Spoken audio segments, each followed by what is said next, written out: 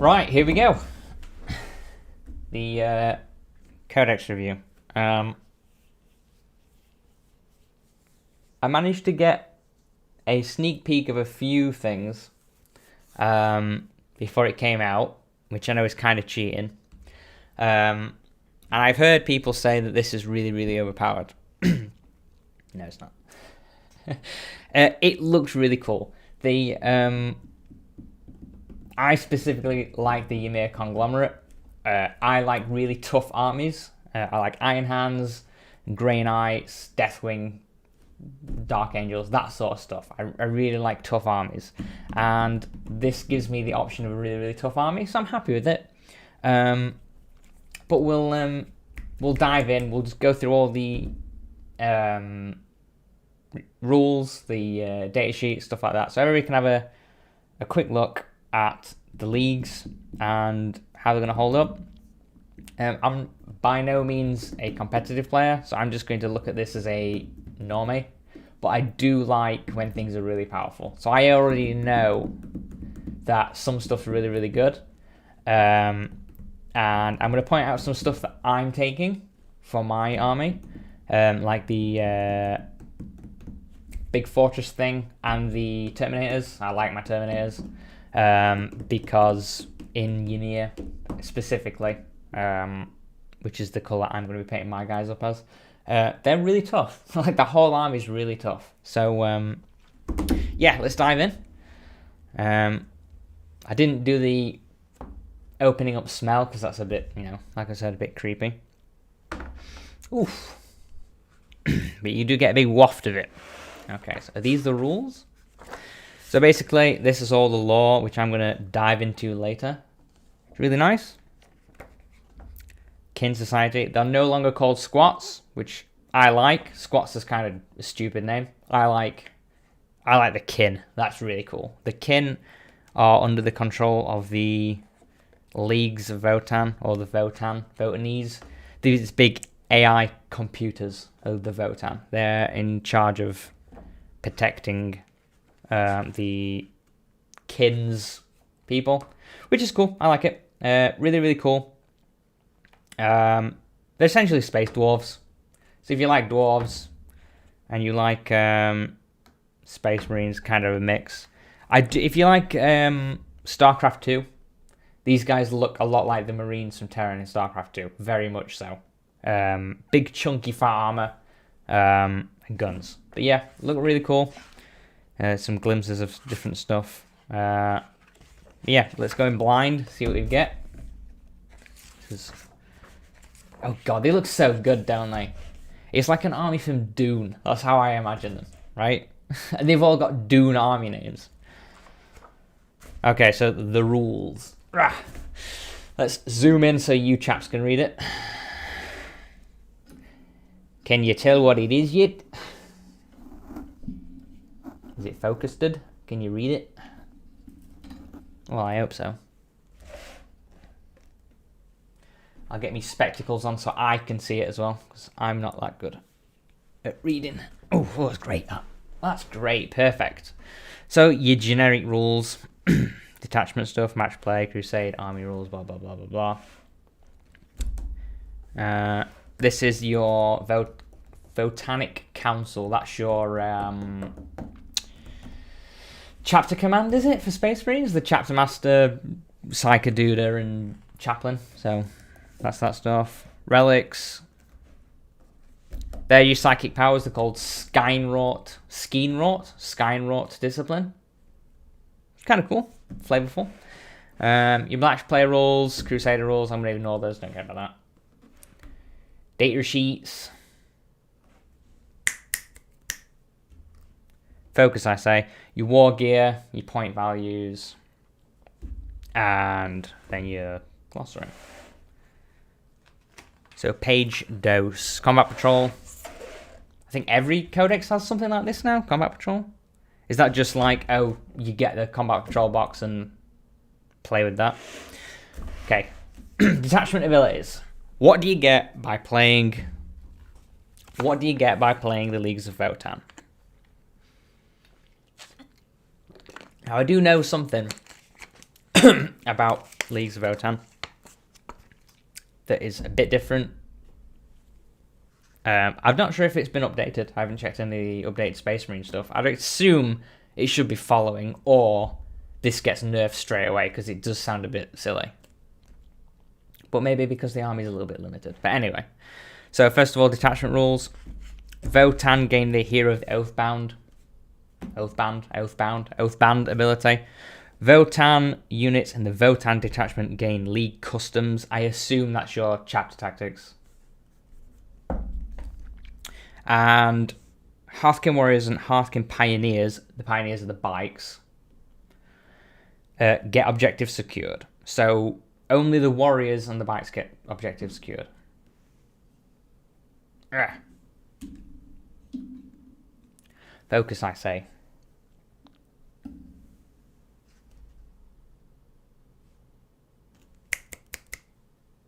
There we go. Hero of the Oathbound. So Oathbound means you can have one Carl. Your Carl is your captain for Space Marines. So you only allowed one. Or are you? So League Customs. So this is, I assume, just chapter tactics at first glance. All Votann units with this ability and all models in them gain the League custom, so long as the Votann unit in your army is from the same league, so no cross leagues. The custom game depends on which league you're from. So for my instance, it's the Ymir Conglomerate. For example, you can only establish a league with blah blah blah blah. It's basically chapter tactics, chapter rules. So you can't have Ultramarines and Blood Angels in the same thing, you know? Right, the leagues. Here we go. This is cool stuff. So you get a league custom, you get a Warlord trait, you get a stratagem, and you get relic specific to that league. Simple. So here are the leagues. The Great Thorian League. Thorian League. They do feel like Dune. Like you could imagine this been in the Dune universe. Oh, the Great Thorian League. The Conglomerate. The Hegemony. Pretty cool. Anyway, right. I think this is the generic. This is the Ultramarine League. This is the generic. So they get Ruthless Efficiency, which means models with this custom, excluding COG units. I don't know what. Oh, COG models. That's the engineer character has some like Tau drones, so I assume that's COG. They count as 2, so better for objective secured, right? Or they count as 5 if you're above 10, which is pretty good. So that's your big fortresses count as... Your fortresses count as 10 models. 5 models. That's okay. I guess it's better at securing objectives, which you're going to need to do. And then each time a unit with this custom is selected to shoot a fight, you can reroll 1 hit or 1 wound. Pretty good. And then they get their Ancestral Judgment. I think everything gets Ancestral Judgment. Yeah, everything gets Ancestral Judgment. Okay. Each time a model, excluding COG, with this custom makes an attack against a target that has 1 or more Judgment tokens. Judgment is the little... I've packed the box away. You get the new thing is your Carl, your captain, whenever he sees an enemy, once per turn he can go Judgment, and then 1 Judgment token means it's an auto wound on a 6, 2 is 5, and 3 is 4. So you fire, you're auto winning on 4s if you have 3 Judgment tokens, which is pretty cool. Because there's 1 more Judge token to activate to plan the bonuses. Yeah, so we'll get to the Judgment bit. Okay, so the Warlord trait. While this hero is on the battlefield, okay, you get a 5-up rerollable every time. Each time you spend a stratagem. So whenever you use a stratagem, so yeah, pretty basic. Their stratagem is Great Thorian League model, Grim Efficiency ability. Okay, so you get to count. If you've got 1 Judgment token, you can use 1 command point from it to count as 2 Judgment tokens. I don't know what happens if you have 3. I assume you don't get to wound on the 3-up. If you have 3 Judgment tokens and you use that to go to auto wound that. I assume that doesn't work. And then the Relic. 4-up invulnerable save. And each time an attack is allocated to the bearer, the armor penetration is reduced by 1 to a minimum of 0. Which is... Oh, it's stacked with void armor. All the Votann units have something called void armor, which means it's armor of contempt. -1 to wound. -1 to armor pen. Next one, the Trans-Hyperion Alliance. Everybody seems to be liking these guys. I haven't looked into them, so let's have a look. So their custom is, each time a model with this unit makes an attack below striking strength, add 1 to the hit roll. Is that good? I don't know. Each time a model with this custom makes an attack, if that model's unit is below its starting strength, add 1 to the attack. So it only counts to weakened units. Okay. Each time a model with this custom makes an attack, on a 6, improve armor pen by 1. I don't know, it seems a bit eh. Well, I mean, if you're shooting a tank, that's useless, right? Kinda. I guess. I don't know. Okay. I don't really have anything to say about that. I wouldn't choose them. Anyway, Nomad Strategist. At the start of your first battle round, you can select 3 units. I assume this is going to be like Ultramarines or Gene Stealer Cult. Gene Stealer Cult move stuff. Wholly within your deployment zone, remove those units. Can you replace them? If this mission is strategic reserves, the battle players have the ability to redeploy. It's redeploy. Okay, yeah. It could be cool. Cult of Veneration. 1 command point. Use this stratagem in any phase, where you would lose a wound, or as a result of a mortal wound. Yeah. Units of this. So for 1 command point, you get a 5-up, feel no pain against mortal wounds. Okay, yeah, I guess it's okay. It's not really jumping out at me. The Relic, let's see if the Relic's any good. Add 1 to the wound characteristic Corv model. Oh, only to Grimniers. So only the Grim... So the other one was any Thorin Lee can take it. And this one is only a Grimnir can take it. So the Psyker. This is only for the Psyker. Add 1 to the wound of the Corv model. I don't know what a Corv is. We'll find out in a minute. Right, let's have a snoop, shall we? What the hell is a Corv? Let's go to the Grimnir. The Grimnir.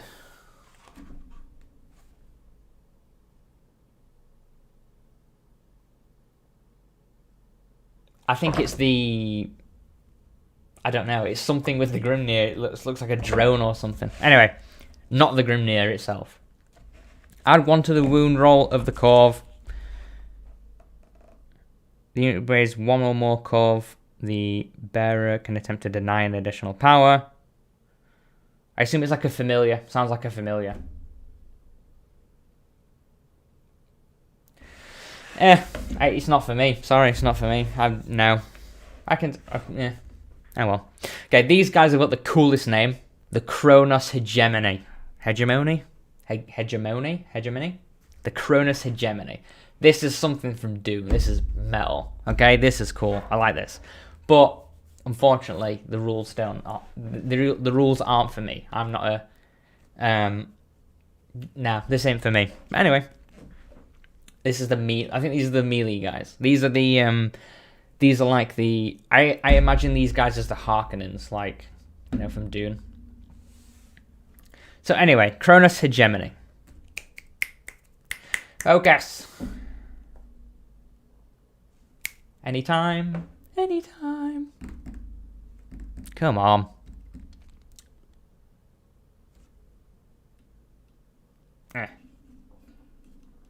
Pay attention. Right.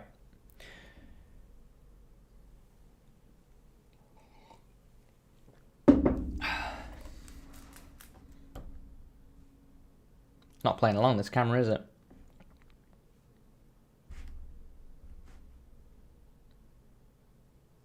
It's just not playing along. There we go. Don't touch anything. Anyway, right. They get battle prowess, which I think is just intercepting stuff. Each time a unit with this custom fights, if it made a charge move or was charged or performed an intervention, an extra attack, that's good. Each time this model with a custom melee attack was charged, so you get +1, you get an extra attack and extra strength if you charge. Or are charged or make an intervention, which is cool. Very, I think it's Black Templary. Again. Not for me. Warlord trait, they get the judgment stuff as well. Anyway. Exemplary hero. Each time this warlord fights was within engagement range of a character or a monster, then until the fight is resolved, add 1 to the attack roll. Oh, no, an extra attack. You can re-roll the hits fully. And he gets +1 to wound if he attacks a character or monster. So it's very Black Templar, very like Emperor's Champion-y kind of guy, I guess. Yeah. Not for me. Bloody expectations. Use the stratagem at the start of the fight. Select the fight first until the phase. So exploding sixes. Exploding sixes, it looks like. An unmodified hit roll of 1 scores an additional hit. Cool. Behave. And then...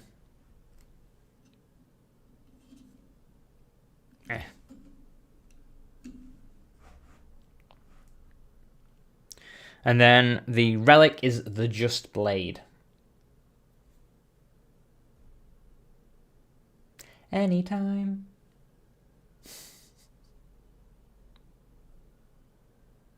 This gosh danged camera. Is it because it's not close enough?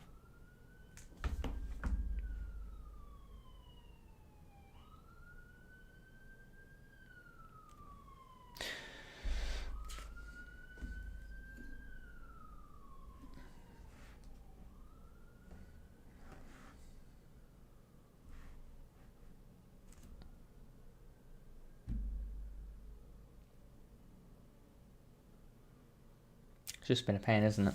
Great.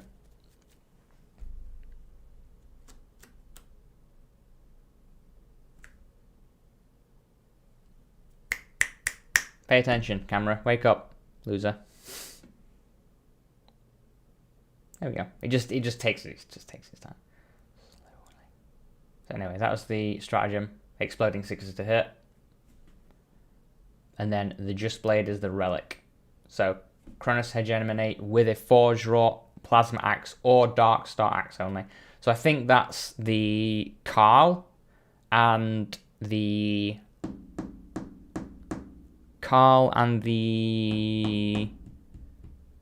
I think the Engineer has an axe, or does he have a... The Terminators have fists and swords, don't they? Whatever. I assume it's just a thing. Anyway, the Just Blade. +1 strength, -4, flat 2. Each time attack, you can't make invulnerable saves against it. Which is kind of cool, but... For me, I wouldn't want my Carl in combat. That's just me. Right, these are the big boys. Okay? I'm going to splurge about how great these guys are. The Cronus Hegemony. These are the Adeptus Mechanicus of the... These have got the best guns, they've got the best armor, they've got the best tech. But I think their Forge World is destroyed or something. But these have got the primo gear. These guys are just so amazing. They're just so perfect. They're just everything that I want in an army. I like to be able to get guys in the middle of the board, draw a line and say, this is my area, and you can't kill me. Anyway, so here we go. Right, the League Custom is Master Armourers. Absorb this. Try and absorb this. So, add 4 inches to the range character of all ranged weapons, excluding relics, for models with this custom. So that means your Hecaton is 40-inch range Magna Rail. I think. I'm sure it is. Which is cool. So an extra 4 inches to all shots, which makes them a little bit better at shooting. Okay, next bit. Model units with this custom that have a save value of 2. Get ready for this. Save value of 2, gain a 4-up invulnerable save. Other models in a unit with this custom gain a 5-up invulnerable save. Do you know what that means? Your Hearthkin warriors, your generic troops, they get a 5-up invulnerable save. Do you know what that also means? It means your Land Fortress, the big guy with the Magna Rail, he gets a 4-up invulnerable save because he's got a 2-up armor save. Do you know what that means for your Terminators and why I love the Terminators so much? They've got 2-up armor saves, all of them. So every single model has a 4-up invulnerable save. A 2-up armor save, a 4-up invulnerable save. Neg 1 down. I'll get into it. You'll see in a minute. They are off. They're as tough as old boots. They are not going to shoot through them, and they don't care because you can't do rerolls and stuff against them. But I'll get into that in a minute when I show you the Terminators and how good they are. Okay. Anyway, so love that. Perfect. Just perfect. They can judge people. They got the ancestral judgment. Guild connections. The damage of all weapons for this warlord is equipped increased by 1. Not really bothered about that stuff. Okay. The beam discharge. That's their stratagem for 1 command point. Use the stratagem in the shooting phase when a Ymir conglomerate. What a cool name. Unit from this army is selected to shoot. Select 1 unit. That unit has 1 beam weapon, so it has to be a beam weapon. Until the end of the phase, each time a hit is scored, that target suffers a mortal wound in addition to other damage. That's pretty good, right? Just wing, and everything that gets hit in the beam also gets an extra mortal wound on top of it. For 1 command point, it's not bad. So if a beam weapon does 1 damage and shoots straight through a line of unit from your army, shoots through a line of like Space Marines that have 2 wounds, that can wipe the unit, I guess. Select 1 model in that unit and then select the beam. Oh, it's only 1 guy, so maybe not. Anyway, the last crest of Jaluk is the Relic. So the shield crest model only. Now this is the thing that I'm a little bit on, because if I'm right, models with this custom have a save value of 2 and gain a 4-up invulnerable save. Right? Other models in this unit have a 5-up invulnerable save. So why do you need to take a shield crest? You're going to take the teleportation crest, aren't you? If your whole army... I'm reading that as if your whole army has a 5-up invulnerable save. Or if it has a 2-up armor save, it has a 4-up invulnerable save. Model in the unit. Right? So why do you want a shield crest? Because a shield crest, I believe, gives you a 4-up invulnerable save. We already get that by playing Ymir Conglomerate.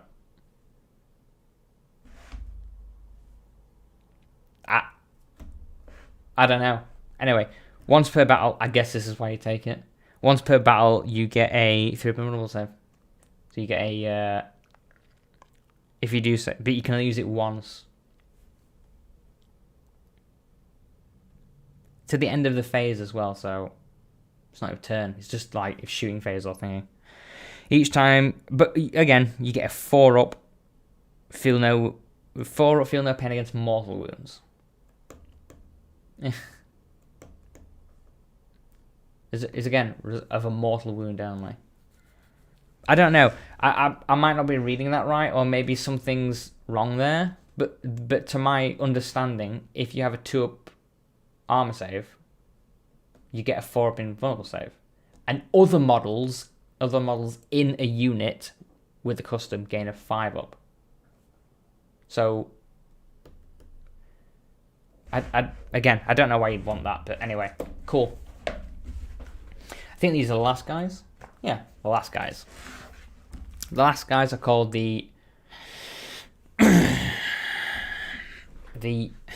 Uranus Regulates. Urani?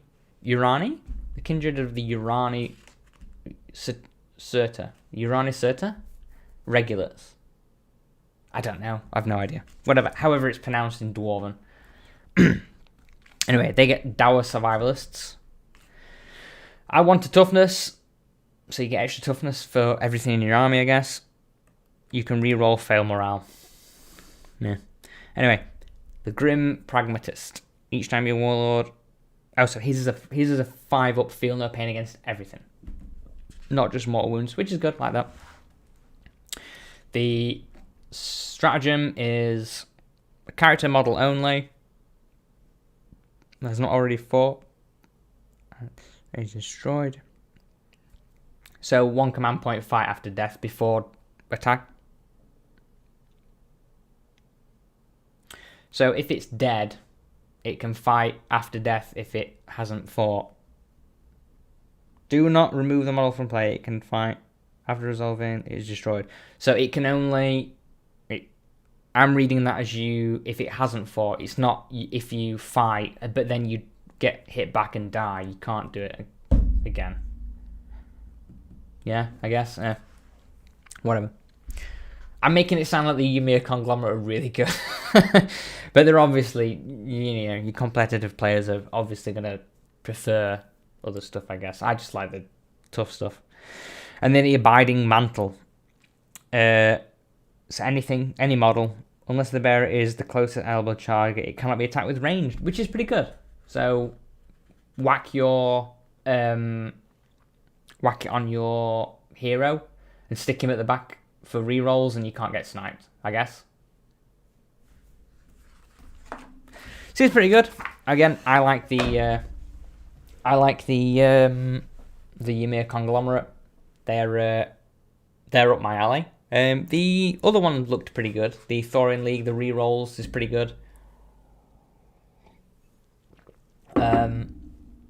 And there was another one. I think the fighty one's pretty good. I don't know how fighty the army is. Nobody's had it on the table yet, I guess. So maybe it's really good and fighty.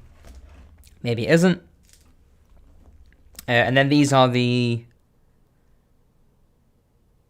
I think these are the generic leagues. I don't know if you'd take these. Each time, enemy gains 2 judgment tokens. Each time a unit is from this custom is destroyed by an enemy, that enemy gains 2. So that's like if you get shot, you get 2 judgment tokens. That's kind of cool. I like that. That's kind of cool. I'm not really bothered about this stuff. I mean, I don't know why you wouldn't take the league stuff anyway. But here, go down also you can look. Martial Clone Skines. Vengeful, you get an extra thingy token. Custom. So 6 up. So it has to have 1 judgment token. It's exploding 6s against judgment stuff, which is kind of good, yeah. Close quarters guys. Add 2 to charge rolls if they have a judgment token on them. Stoic. Morale take. You reroll morale. It takes personality. It takes personality. Taking it personally. Because it shoots the fights. If the model in this unit makes the target, blah blah blah blah. I want half strength on a 5-up, gain 1 judgment. That sounds really complicated. Yeah, you get extra judgment tokens on a 5-up. Meh. Honor and Toil. Each time attack is made, you get extra. Yeah, okay. War Songs. Main engagement range of 2. Units you can re-roll a hit roll if you're engagement range of 2. League affiliated. This is like the character one, I guess. Yeah, customs get a Warlord Trait. They have a Warlord Trait. Replaces all instances of the league keyword. Transfers appear in lines if any of the league. Unless it only makes. Maybe I'm looking at this as a layman. That add 2 to the quick to judge each time. Resolve all the attacks on a 4-up gains a judgment. Half the time. How much strength to all beam weapons? I don't think beam weapons are that great anyway. Each time the model. I want the ballistic skill. You can ignore any hit or for ballistic skill and weapon skills. That's not bad. It's not bad. It's not bad. Void hardened. Ones always fail anyway. That's pretty good. That makes stuff really tough. Not as tough as Ymir, but yeah, it's pretty tough. 1s and 2s fail. It's pretty good. Because as you'll get into it in a second, but as Leagues of Votann, you don't care about wounds or damage rolls. Hit rolls, negating hit rolls is all you really care about. So that could be kind of cool. I don't know though. You'd be missing out on extra stratagems and stuff. Yeah, I will. You get that with the Ymir. Shoot, reroll 1 hit, and you get that with Thorian League, and you get that with Ymir. So there you customs, kind of cool.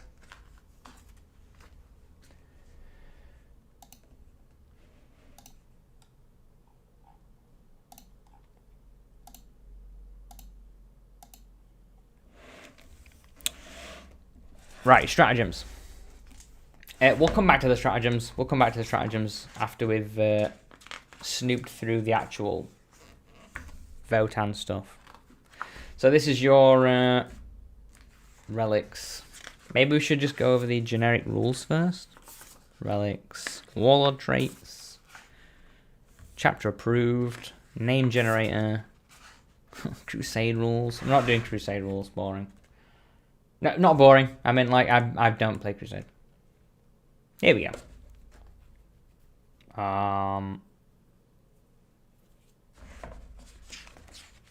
Is this everything? Doesn't go over void armor. Not that I can see at a glance.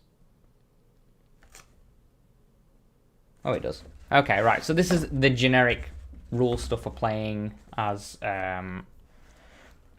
Leagues of Votann. Okay, so that's your generic. You can only have sort of stuff. All Votann units drawn from the leagues. Blah blah blah blah blah. Battleforged army. Yeah, we get it. Weapon profiles. Cool. Okay, so one of the cool things about Leagues of Votann is they have stuff called hunter weapons. Okay, many ranged weapons in the Votann are called hunter. The number of attacks are made by, so if it's hunter, so essentially, yeah, if it's hunter 1, you get 1 shot.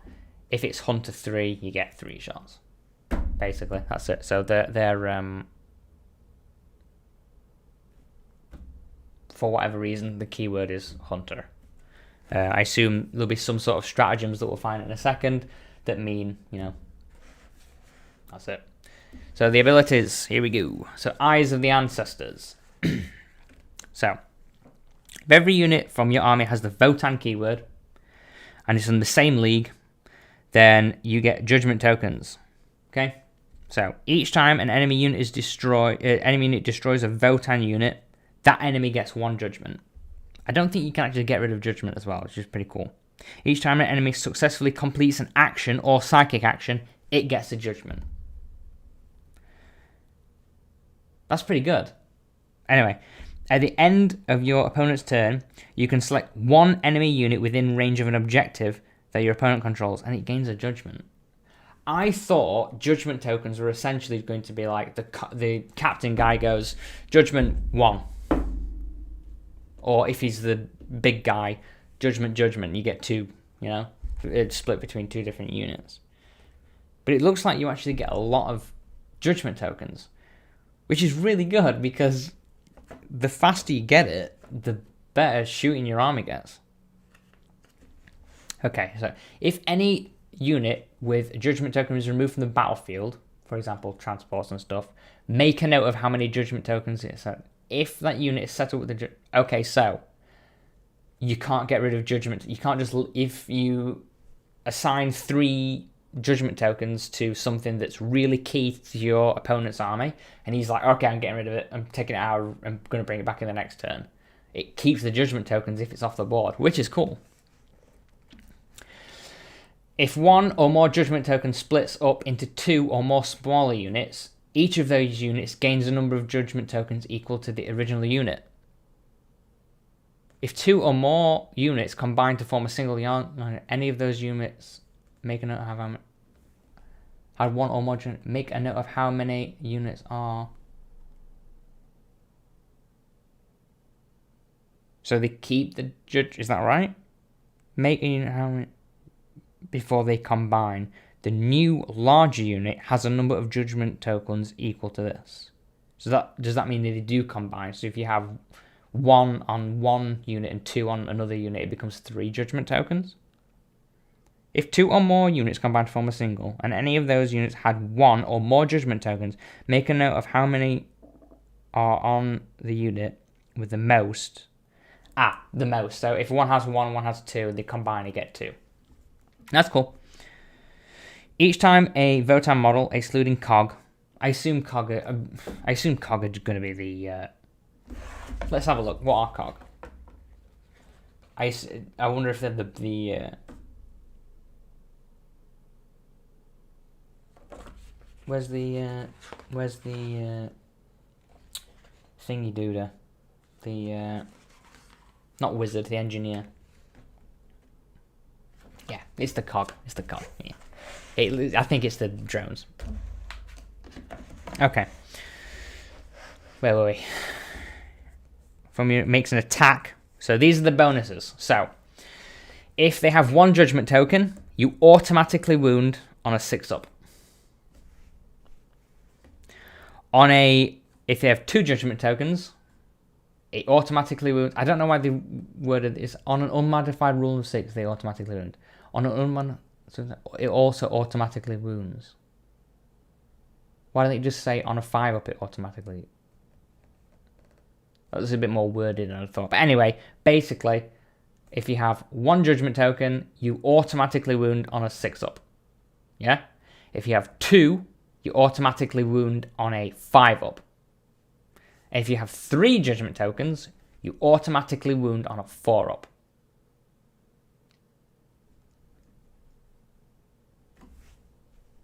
Good. Yeah? Good? Really good. Especially if you get in... I didn't think you'd get judgment tokens that fast. But apparently you do. Note, if an attack automatically wounds as a result of this, then for the purposes of any result triggered on the particular wound, the attack is considered to have been made at a modified roll of 6. So if you have like exploding 6s and you hit on a 4, it counts as a 6. So you do get the exploding on a 4-up instead of the 6-up.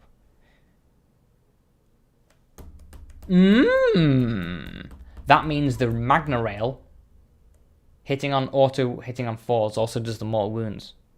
Right? Is that right? I guess. When in doubt. Okay, Magna Rail. Awesome. It's just Tau stuff. It's just Tau railgun. You can't make invulnerable saves. And on a 6-up, excess damage. Oh, so excess damage carries over. So it splashes.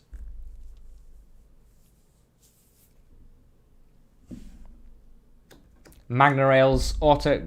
They don't auto... Sorry. Railgun stuff. Auto hits... No. Auto... Wounds on a 4? Is that right? If it's Judgment 3. Anyway, yeah. So, you can't take invulnerable saves, and the damage is not lost. It carries over. Sort of like mortal wounds, I guess. Which is kind of cool. Liking that. Steady advance. This unit can ignore any or all move characteristic modifiers. That's cool. So I assume this is going to be the cars. Each time this unit advances, do not make an advance roll. Instead, at the end of the phase, make a 3-inch, add 6 if it's accelerated. So auto 3-inch advance. This is the thing. Okay, so here we go. Now, I feel like this is probably going to get nerfed. But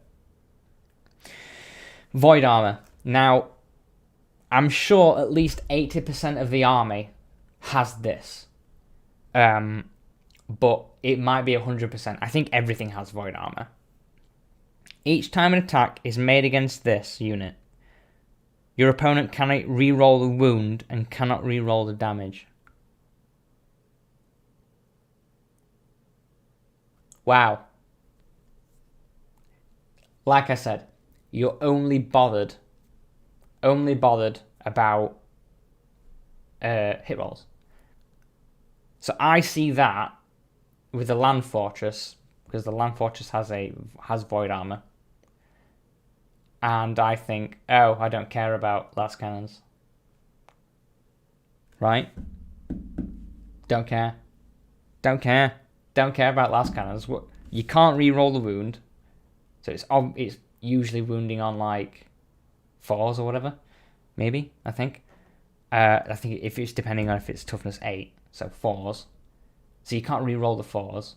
And you can't re-roll the damage. So your last cannon shooting for 1 damage, you can't use a command point to re-roll it. I laugh in the face as Ymir Conglomerate. I laugh in the face of the last cannons. Do your worst. And then obviously, Armor of Contempt. -1 armor pen. Right, this is the thing with the beam weapons. So some stuff has beam weapons. I don't know if I'm going to bother with beam weapons. But in the event that they do have beam weapons. So some Votann weapons have the beam ability. It's like the thing from Orcs in Iron Jaws, the Gork's green spitter vomit or something, where it's like a shooting in a line. Okay. Some Votann weapons have the beam ability. Each time an attack is made with this weapon, if a hit is scored, draw a line between the closest point. Okay, so you're drawing the lines. So, yep. Make 1 wound roll against the target unit, and for each other unit the line passes over, excluding non-eligible targets by this vehicle. When a vehicle model makes a attack with beam weapon that targets the enemy unit of it, the target is also resolved against the and cannot hit any unit. So beam weapons from a vehicle don't beam weapon. When a vehicle model makes an attack with a beam weapon, that targets an enemy unit in engagement range of it. The attack is only resolved against... Oh, okay. So if it's next to it, it can only shoot what it doesn't get to beam through, even if it's in engagement range, which is kind of cool. Makes sense, right? A Votann model with a beam unit targets and hits Unit C. So I'm targeting Unit C. Okay? Unit A and B on a line between the attacking model and the closest point to the target.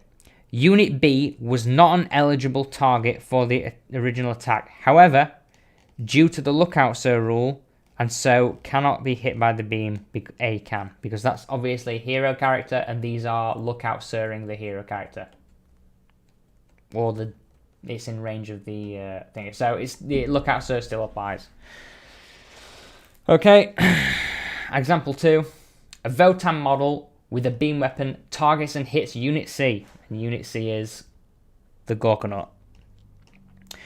Unit A and B lie on a line between the attacking model and the closest point of the target unit. Unit B was not eligible to the target for the original attack. However, it is wholly behind the terrain feature. Okay. Unlike Titanic unit contains model, and so cannot be hit by a beam weapon, but A can.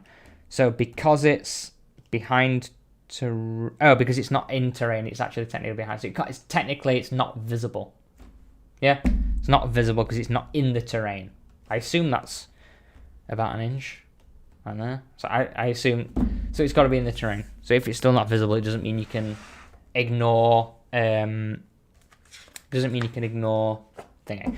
Right. The next bit is the data sheets, but I'm going to quickly go over the not Crusader rules. Stratagems. I'm going to quickly go over the Volcanic Council, the chapter command stuff. So this is interesting. So, Votannic Council. Volcanic. I'm thinking of the Fire Slayers, aren't I? This is essentially, like I said, your chapter command, so your chapter master and all stuff. So there you go. So your Carl, he's your captain. Your Iron Master is your Tech Marine guy, and your Grimnir is your Psyker. Okay. This is interesting. I don't know if Space Marines and stuff has been updated yet, but essentially, you can take 2 captains in a detachment.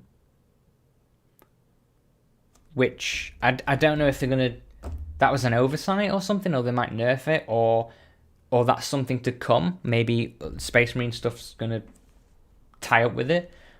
But as far as I'm aware, you can run a High Carl, which is the chapter master. You can run a chapter master and the captain in this exact same detachment, which is bonkers, because these guys can go judgment, judgment, judgment, and the High Carl gets 2. So he goes, well, sorry, a Carl gets 1 judgment, a High Carl gets 2. So you're handing out 3 tokens a turn and full rerolls as well. Really good.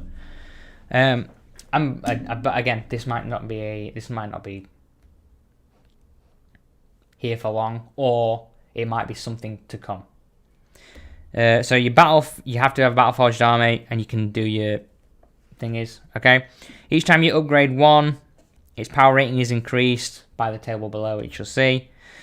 Those units same data sheet. Okay. Each time you upgrade a unit, 1 character in that model gains a new keyword of the keyword. Yep.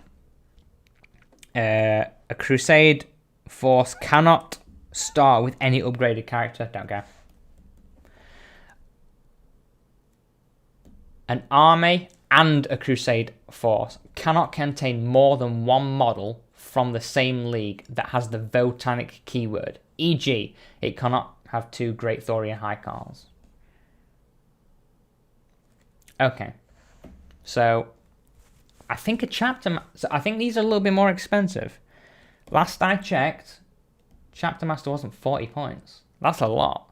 I think a Chapter Master was like 20. Oh, I might be wrong. I might just be flat wrong. But I don't think a Chapter Master is... I don't think a Chapter Master is 40 points. I mean, he might be. Whack on the old Warpedia. I don't think he is. Adeptus Astartes. Chapter command. Oh no, he is. Yeah, chapter master's 40 points. Okay, I'm wrong. Okay, well, fair enough. So I thought at a glance I was like, oh, that's expensive, right? But I guess not. So anyway, your Carl becomes the High Carl, so it's the chapter master. Your Grimnir becomes the Lord Grimnir, which sounds awesome. And then your Iron Master becomes the Forge Master. And from the points thing, it is comparable to Space Marine. So Psychers are 25, and thing is the High Carl. Christ on a crumpet. Okay, the High Carl. In your command phase, you get to reroll hit. That's full rerolls. And I think the normal guy is just reroll 1s.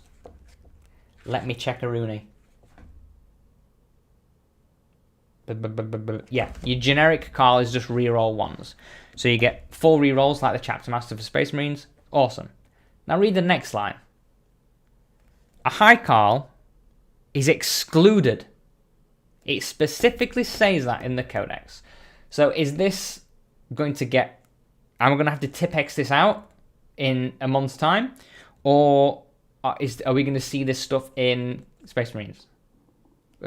Again, let's whack up the old Warpedia. I'm pretty sure you can't have a Chapter Master and a High Carl in the... Chapter Master and a Captain in the same chapter command. Chapter Master is excluded from the command point. This means... Okay, no, I'm wrong. Sorry, I'm completely wrong. Never mind. That's cool. Space Marines get that already. I missed that. I must have missed that thingy. Never mind. Anyway. Yeah, so you can have a call and a high call. Cool. High call or more judgment token. Strike enemy. If you use that, it gains 1 judgment token. Now he gets experienced I as the Warlord trait. So you can do Grim Efficiency 1 additional time. And Grim Efficiency is the point and judgment.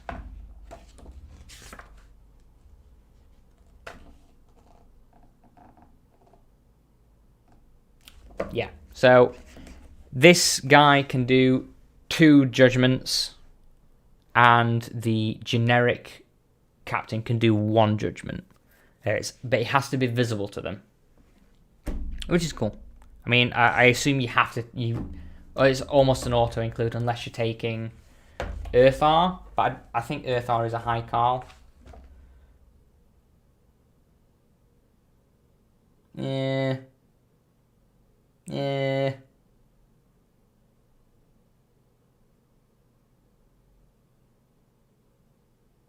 Yeah, okay. So, I think Earthar is a high call.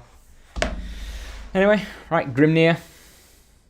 You get 1 additional psychic power, and you get an extra 6 inches to your psychic powers. Cool. And then the Forge Duda, your Tech Marine.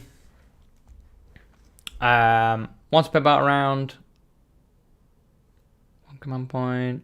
Reduce the command point. Note that the War Gear stratagem. If this unit is selected to the stratagem is friendly league within 6 inches, reduce the command point cost of the stratagem. Is that some sort of like, maybe that's like a repair stratagem? I don't know. We'll have a check in it. We'll have a check in a second, shall we? Celestial Judgment. Hit by a beam weapon. Blah blah blah. Each time the Brontier model on an unmodified hit roll of 6, if that target has a 1 or more judgment tokens. Number of mortal wounds. Attack equals normal on the attack with a beam weapon. This also applies by intervening units that are hit by the beam weapon. Huh. That's pretty good. Right? Each time the...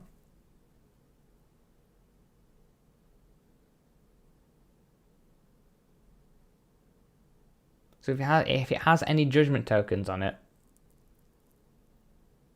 it's auto mortal wounds.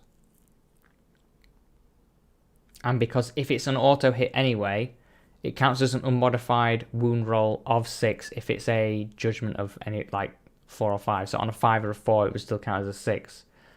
So he just does mortal wounds.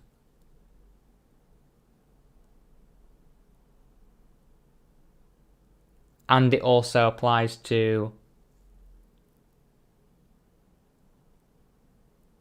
other stuff that... So if you have a beam weapon and you shoot through 2 or 3 units, and each one of those units all has at least 1 judgment token, it just does mortal wounds to everything. It's pretty good. I like that. That's pretty good.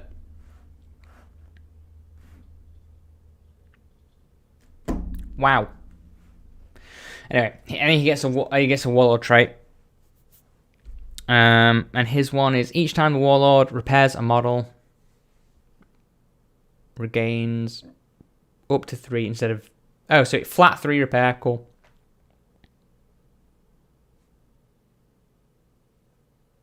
Up to 3 instead of D3.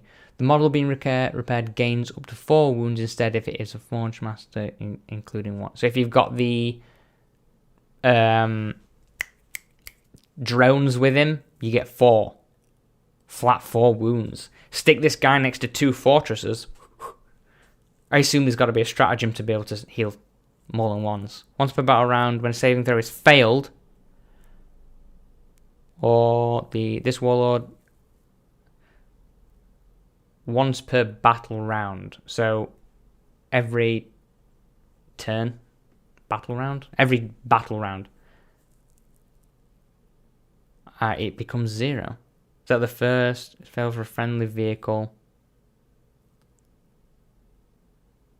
Oh god, this is good. Stick this guy behind 2 land fortresses. Oh god. Well, I'm buying him. As soon as he comes out, I'm getting that dude. Holy hell. Well, I didn't... Oh, alright, okay, that's good. Yeah, alright. Wow. He's pretty good. Stick him behind some fortresses or a Sagittor. Right? Christ. We'll go through the relics really quick. Super quick relics. Shield cross model only at the start of the fight phase. 1 enemy within 3 inches. That unit is not eligible to fight. Blah, blah, blah, blah, blah. So, a fight last if somebody has a shield token. Ancestral Crest, once per battle. An Epic D stratagem costs 0. Once per battle, after making the hit roll, wound roll, or save roll, you can change the result to a flat 6. For the purposes, counts as an unmodified 6. So you would get all your... with your judgment stuff, you could say that you could change your to hit to an auto 6, and then that would also count as an unmodified whatever the judgment is. So you would get the benefits of the judgment if that's pretty good. I like that. If an enemy unit destroys the bearer, roll 1d6 at the end of the phase. On a 2 to 5, that enemy sustains on a 6. That's pretty good. So you could stick that as on like the Ironheart champion guy. You want that in battle, I guess. Enemy unit. If an enemy bearer at the end of the phase, so that could actually even count as ranged, right? So it's not just in melee, right? If an enemy unit destroys the bearer, so he just gets D3 mortal wounds or 3 mortal wounds out of 6, right? So that can even be put on a ranged guy, right? Cool. That's not bad. It's pretty good. The Extractor, so that's obviously a mass hammer. So that's usually only going to be the Ironheart champion guy, right? Do you take it on the Carl? I don't know. Each time... So I think that's a big boost, isn't it? An unmodified hit roll of 6 is just D3 plus 3 mortal wounds, a minimum of 4. So auto mortal wounds. Right. Okay. I mean, but it's neg 3 anyway, isn't it? Unless they've got some way to magically block mortal wounds. Wounds, like a feel no pain. But for only wounds and not mortal wounds, I guess? I don't... yeah. These relic weapons are also a bit aren't they? Ah well, we have to see what the thing is. The first knife, the Karla Grimnir. Each time it makes an additional close combat weapon profile. So does that mean punching, not your weapon? Your fists, right? You would never fight with your fists. Unless the Grimnir doesn't have fists. Wow. I don't get that. Each time the bearer fights, it can make 1 additional attack using that close combat weapon. That's just your fists, that's just strengthened. If the attack scores a hit, that target suffers D3 mortal wounds plus an additional mortal wound for each judgment. Ooh, right, okay, so if something has 3 mortal wounds... sorry. something has 3 judgment tokens, it suffers D3 plus 3. And that's each attack. Holy sh... Wait a minute, stop, drop, and roll. Wait a minute. Wait a minute. We get 4 attacks. There's just some way to boost that as well, right? You're not putting it on the Grimnir. You're not putting it on the Grimnir. This is for your Carl. If the attack scores a hit, that target suffers. Is that each attack? So it's 4 attacks. Is it the chance of doing what? Plus an additional 1 within each token. Let's say you've got 3 judgment. And it seems like if judgment tokens stay with you, so you don't. If you get a successful hit, they don't remove judgment tokens. You just have judgment tokens forever. Does that mean you can do something like a minimum of, if all the attacks hit, if you're hitting like 2s and 2s or whatever, if the attack scores a hit, automatically mortal wounds, so you don't need to re-roll to wound. So if your Carl hits on a 2, he's buffed to 2 up, and he hits on a 2, and with all 4 attacks, and he's re-rolling 1s. Does that mean he does minimum of plus 1 mortal wound for each one? So minimum of 8 mortal wounds. Minimum of 8 mortal wounds per attack. Per like, full attack swing.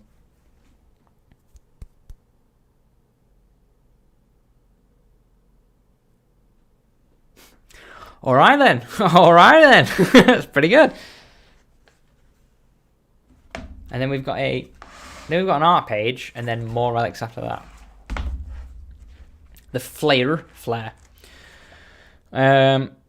Plasma Axe makes 3 additional attacks. That's okay. That's kind of good. That's pretty good stat block, because I think the axe is only plus 1 strength. So a little bit better, right? And you get 3 extra attacks with it. Cool. Nice. The Wayfarer's Grace. At the start of each command phase, you get a wound back. Cool. The first time a bearer is destroyed, I assume this has come back to life. 3 up, you come back to life. Cool. That's nice. The Grey Crest. If the bearer subtract 1 to the hit roll, if the bearer of this character, each time attack is made against it, neg 1 to hit. That's cool. So in the open, it's neg 1 to hit. Good. That's for all attacks. That's melee and ranged. If the bearer of this attack, each time attack is made against the wearer, if the attack is more than... If the bearer is not a character, each time an attack is made against an attack is more than 12 inches away. So if it's a Terminator hero, the Terminator Sergeant, but he's not actually a character, it's conducive to only 12 inches away. So that's sort of ranged only, right? Right, and then the Grudge's End. Model equipped with a bolt gun. This weapon is considered a relic. The damage is increased by 1. Extra armor pen. So that's your Carl's bolt gun, basically. Each attack. It's an automatic wound. Okay. Again, are you really going to pay a command point for a relic for a bolt gun? Teleportation model only. Now you're talking. Each time a bearer makes a normal move, advance, fall back, it can move horizontally through models. So if he has the teleportation crest, he can just whoop. Once per battle, you can use site-to-site transport stratagem for 0. So I assume that's I'm guessing it's going to be pick up and drop off. Enemy models, enemy units that are set up on the battlefield cannot be set. So he's got the thingy for... he's got the...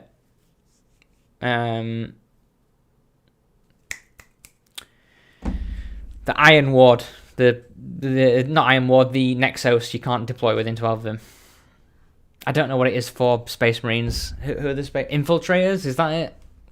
Infiltrators, you can't set up within 12 inches of them. Rangers for Eldar, I guess, whatever. Half Fist, another fist. Each time, is this a mass fist? Oh, this is... As this is a mass fist, this is a mass gauntlet. Okay. Melee.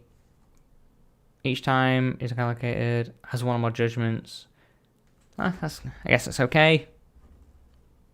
I mean, it's a bit overkill, isn't it? It's already doing flat 3. Do I really care if it does flat 4? The Murmuring Stave. Bearer knows additional psychic power. In your psychic phase, action, it can then still manifest 1 power. That's pretty good.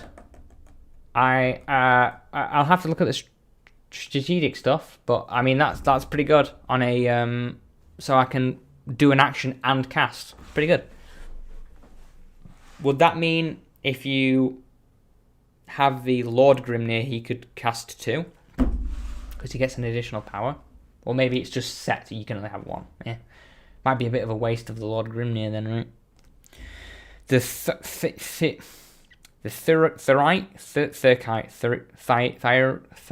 plate, the T plate. This model cannot be taken by exo armor, so you generate Carl Dude or your Grimnir. Extra wound, extra armor. Makes your squishy guys a little tougher. The Volum's Master Artifice. Graviton Rifle. That's the Engineer's Gun, I think. Hunter 3, 3 shots. Strength 5, neg 3, 2. Each time is made, that attack does damage 3. Again, if you're shooting this at Terminators or Space Marine captains and stuff, it's not really going to do anything. Your generic Marines, the generic Primaris Marines have a 4-up save, don't they? I guess this is this Aggressors? Aggressors have 5-up, right? Aggressors have a 3-up save, right? I think. Maybe? I don't know. Seems a bit... Stuff usually has a 2-up save or a 4-up save, right? So, I mean, I don't know. I'd have to look into it. I'd have to compare it. Anyway, I'm Hot Champion. Once per battle, when this same thing is made, the bear can use this relic. When it does so, so ignore the first once per battle round. Each time a bearer, same league. Each time the bearer of this unit, roll a d. Each time the bearer uses this relic. If the model from your army.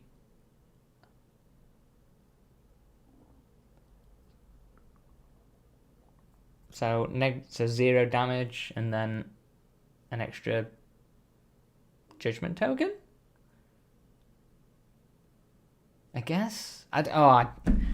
You get a judgment token if you use the relic, and to use the relic it's 0 damage. Seems pretty good. Right, Warlord Traits. Your generic duders. Each time the Warlord uses your command ability, so extra range, add 3 inches to the Warlord's aura. That's good. I like that. That's your rerolls and stuff, right? Each time uses a ability. Yeah, so that's your rerolls. And your... No, because your judgment doesn't need to be... It just needs to be visible. It doesn't need range. That's good. Okay. Warrior Lord. Each time this Warlord makes an attack, you can reroll the wound. You're auto-wounding on 4s, and you essentially with judgment, you're auto... As the game gets on, this is going to be more useless, right? Each time a melee attack is made by the Warlord. So, but you're probably going to put this on the Carl, aren't you? So you're not going to be wanting to get him into combat.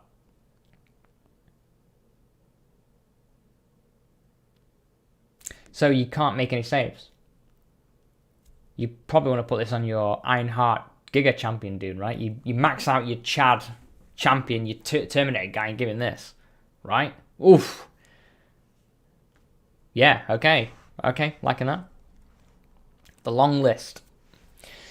Each time this Warlord makes a range attack, the target does not benefit from light cover. Okay. Each time you can ignore Lookout Sir, so it's a sniper's thing. At the end of your phase of the unit with this Warlord, can you make a... You can make the a Forge dude, you can make him a Warlord, but then why wouldn't you take the Giga Beam Rifle Mortal Wound thing instead of this? Right? I assume he's the sniper guy. But I don't know if there's a sniper gun, is there, in this book? I don't think there is. A sniper tier gun. At the end of the phase, if there's... Can you make your land fortress? Can you make your land fortress a Warlord? In which case, I'll give you this. At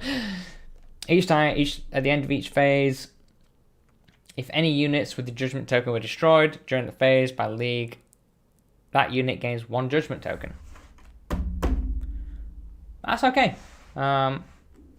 Okay. In your command phase, you can select this, blah, blah, blah. You get objective secured. League core gets, if a model in that unit already has the ability, that model counts as additional 1. So that's kind of cool. And it's like for not Thorian League, it's an on the fly. You get extra. You count as extra dudes. Nice, awesome. You can shoot if it fell back. Grim demeanor.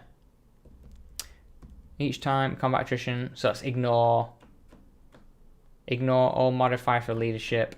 Can ignore combat attrition.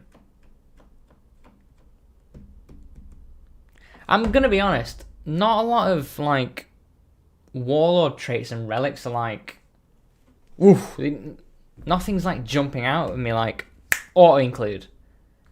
They all seem a bit, well, what's the nice way of saying it? Fair weather? They all seem a bit, I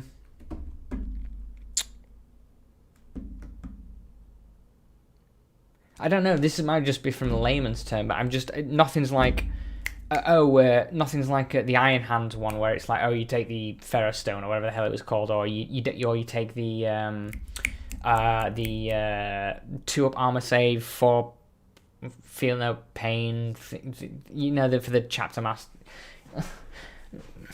I don't know. You know what I mean? Nothing's like, oh, that's the one you want. But if you other than the aura one. The aura one looks okay, I guess. The extra aura. Is that right? Command, see, and a bit for, yeah. Right, anyway, psychic powers. Interface echo. Get a command point on 5-up. Cracking. Fortify. Add 1 to the toughness. Add 1. You get a feel no pain. Loses a wound. Does that count as a more wound? I forget how the interaction is. That's kind of good. I like that. Can I cast that on... Select one friendly character. It's okay, I guess. Whack that on the Terminator guy. Cool. I don't know if you can attend the Terminator guy though. I would like a Carl and a High Carl, and then maybe the Grim Near thingy. So if I were to run 2 patrols or a thingy, so am I ever going to get the Ironheart champion in? Ancestral Wrath or Wrath. On a 6-up, select one unit in 18 inches and is visible to the psyker. Roll 3 dice. If the unit contains 11 models, roll 6 dice. In either case, add 1 to each result. If it has judgment tokens, on a 4-up, that unit has mortal wound.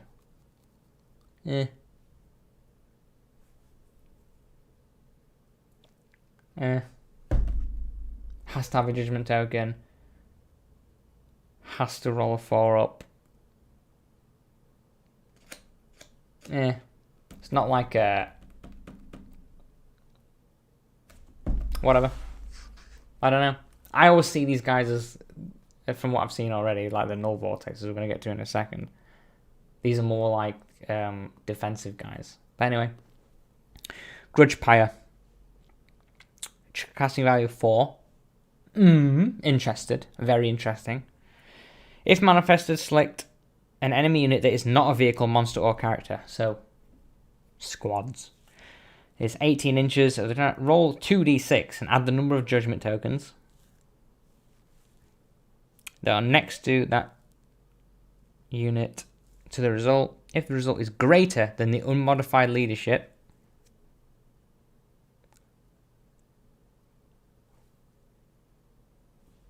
is destroyed. Am I reading that right? Let's say something has 3 judgment tokens, so 3.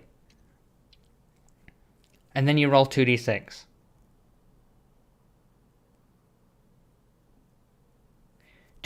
So an average of 6 plus 3. So, oh. Does that mean that you just wipe out a squad of... on average. So versus orcs, you're rinsing orcs. A big 20...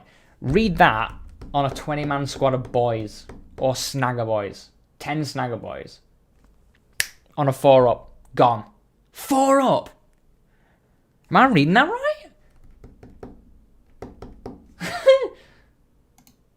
Necrons. Let's go Necrons, shall we? Necron Immortals. Leadership 10. Not, yeah, you know. Yeah. Very, Grey Knights. I play Grey Knights. Grey Knight, Terminators.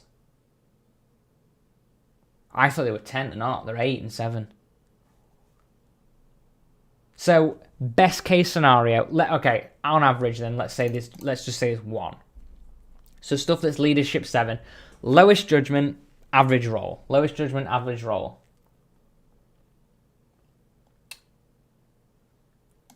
Terminators for Grey Knights just get away with it. Beast Snaggers, they're gone. Thousand Suns. Ruber Marines. They're gone. Gene Stealer Cult. Acolyte Hybrids, they're gone. Woof. Sororitas. Battle Sister Squad. They're gone. On a 4-up. Jesus Christ.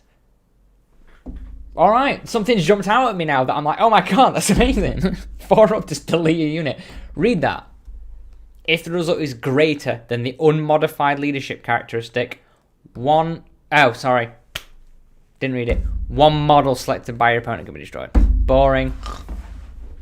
I mean, I guess it's okay, right? I guess Terminators, so you can do it against Grey Knight Terminators and get rid of a Terminator. That's 3 health. That'll be aggressors. What am I thinking? 4 up to wipe the unit. That'd be. But yeah, now thinking about it, you're targeting elites, you're targeting Terminators, and hopefully they've got 1 judgment token. The more judgments, the better. So that's pretty good, actually. You know, but I think you have to take this one, right? Warp charge value of 8. If the manifesto select 1. Wait, I thought there was something like get a 5 with vulnerable save. Am I blind? I thought they had like a what's the thing that Space Marines have? The psychic ability, psychic fortress or whatever the hell it is. Guess not. Has a warp value of 8. Select 1. Cannot use invulnerable saves. That's okay. An 8 though. An 8. Crushing Contempt. 6 up. Roll 3d6. If the result is greater than the leadership, cannot perform actions. Pretty good. If it is greater than the leadership, well then when it's not psychic phase, subtract 1 from the hit rolls. I like that. I like that. I like this one. What value of 8? I try and avoid 8s because you never run them. Maybe that one. If you're not going Great Thorian League, that's kind of good. You want a 5 up to get a command point back. See? So you get 2 command points back a turn instead of 1. Probably that one. For Lord Grimnir, I'd go with those 2. And maybe that one, depending on what... I don't know. I've got to get them on the table first. That's really good. I actually really like that. The unit is destroyed. Does that count as that Grey Knight Terminator? That takes out a Terminator. I don't know if it takes out a Grey Knight Paladin. I'm working on terms of, you know, big stuff. Does it take out a Paladin? I'm pretty sure Paladins have a... So Paladins have an 8. Oof. So 2 Judgment tokens on this Paladin squad. Every turn. Every single turn on a 4-up. Get rid of a Terminator. Get rid of a Terminator. Get rid of a Terminator. On average, if it just has 2 and then you're rolling averages and things. But I mean, the Paragon, he's not got 10 leadership. And he's not a character. So you just get rid of Paladin every turn. That's really good for a 4-up.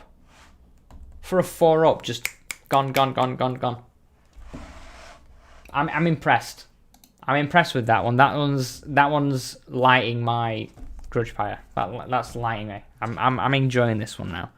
And then yeah, probably that one. I'm not really bothered about Ancestral Wrath, Null Vortex, and Crushing Contempt. I mean, I can see Crushing Contempt being okay if your opponent, if you know that your opponent's going to be like, I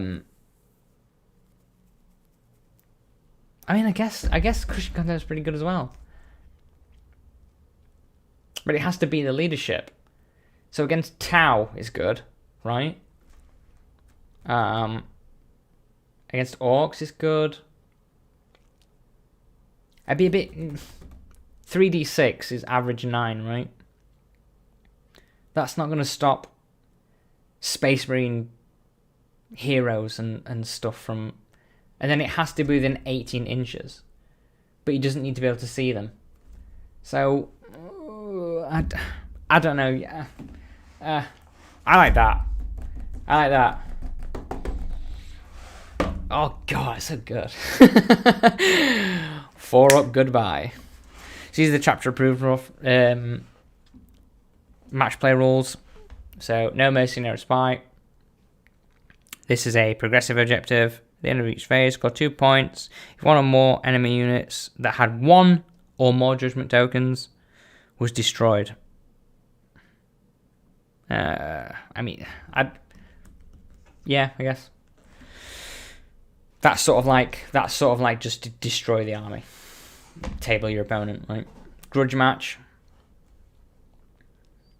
You must identify 5 units. So that's the last stand. Is it last stand or protect the ancients or something? Protect the characters. 150, you score 3 different points. So this could be good against, like knights. That would be good, right? If the unit had points cost of 150 or more, you score 1 additional victory point. So against knights, wouldn't that be quite good? You score an additional victory points. Unit points includes, so you can't get away by saying like, oh, the captain only costs 140 or whatever. If you've got extra, yeah. Second objective 1. Is that good? That's good against knights, right? Your opponent usually has 5 knights. You table all his, you kill all his knights because you can do with, Votann quite easily. They've got some strong stuff. If your opponent army has 5 or fewer units, then you can instead identify them all. And the unit, I think even Armigers cost 150 points at least, right?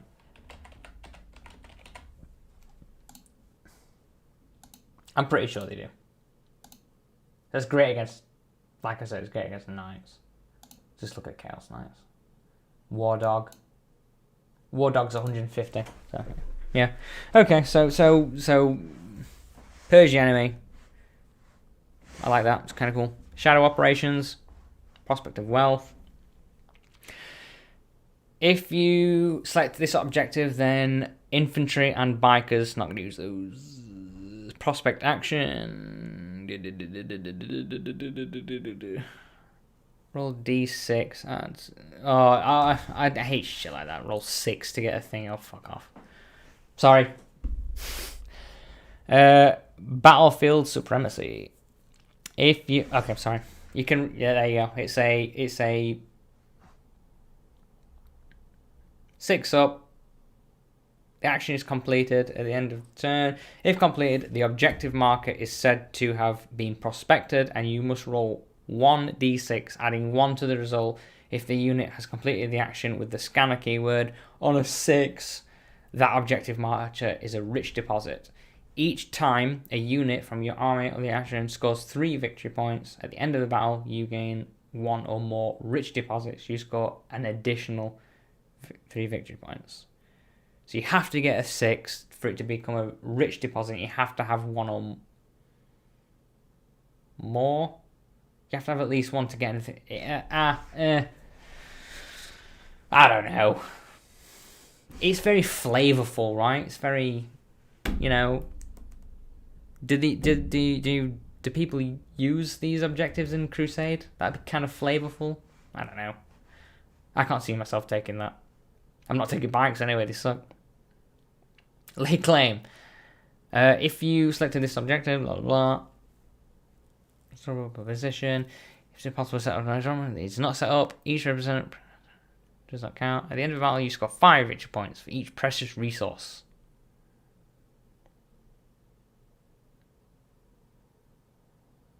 I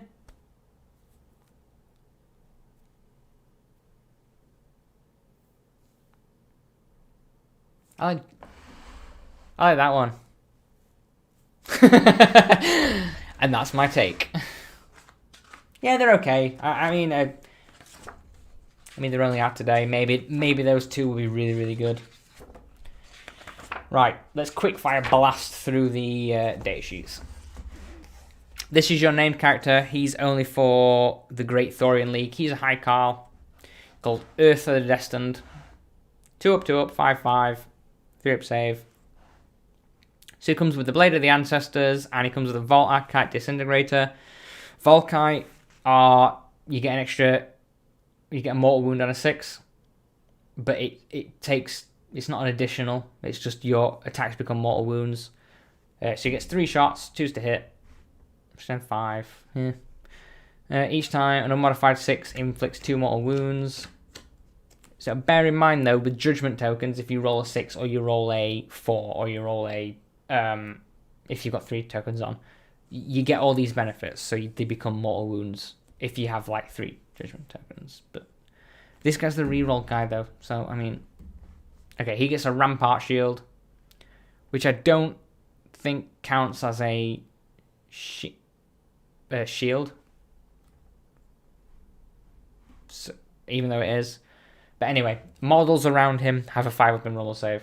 Again, Amplim Ymir. Everything has a 4 up, 5 up anyway for me, so I don't care about that. He gets Void Armor, Eye of the Ancestors, and Steady Advance. Cool. Friendly unit with Great Thorian League. So you can choose 1 unit within 6 inches to reroll 1s. He's the High Carl, so he gets High Carl included. He works out just a little bit more expensive than High Carl. I think he's 160 points. Oh, he's 140 points.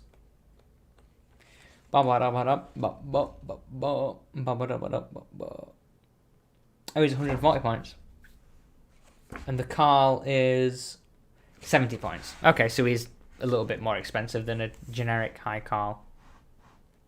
Yeah, whatever. Steady Advance with Void Armor. Unit each time. So so you can select 1 unit to get rerolls to 1, and you can select 1 unit to get full rerolls. Okay. The Destined, he's neg 1 damage. He's got 4 up invulnerable save. He's got Grim Efficiency. You can select 1 enemy unit visible. If you do so, that unit gains 1 judgment token. Once per battle round, when you make a hit, rule, or save throw. So you can auto pass a save, I guess, right? Yeah, on a 6. Once per battle round, you can auto pass a 6, or you can auto hit, auto wound, or change your damage to a 6. if you're Great Thorian League. That's cool. That's kind of nice. Carl, your captain, your generate guy. It's not much difference from the stat block of. He's just got one less wound and one less attack. Yeah, one less wound, one less attack. But you're gonna make him a high Carl. He comes standard with the axe and the. He comes standard with a rampart crest as well, and he gets a combi bolter. I mean, I don't think I'd bother upgrading it to a Volkite. And then if you want to make him attack better, do the fist, but it's strength 7, so it's still not damaging vehicles on a 4.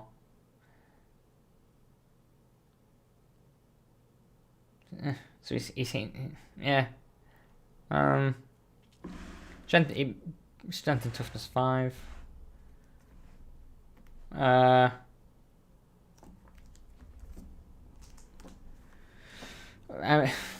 don't know. You want to trade off an extra... Get an extra damage for neg 1 to hit, basically. I don't know. I might keep mine with the axe. Keep him cheap. Get the Rampart Crest or the Teleportation Crest. I think you can replace it with the Teleport Crest, so... I don't know how much... I don't know if you actually have to pay for crests. If you do... The Rampart Crest is very good if you're not Ymir. Points values. Not seeing point values for gear.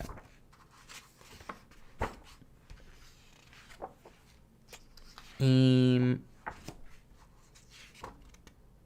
I blind?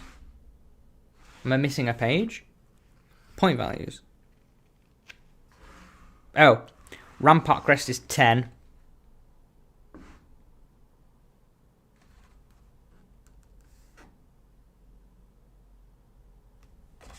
I feel like I'm missing a page. Where are the... Oh, so there are all the... So is the Teleportation Crest... Is the Teleportation Crest free? It must be, right? You can replace the Rampart Crest with a Teleportation Crest.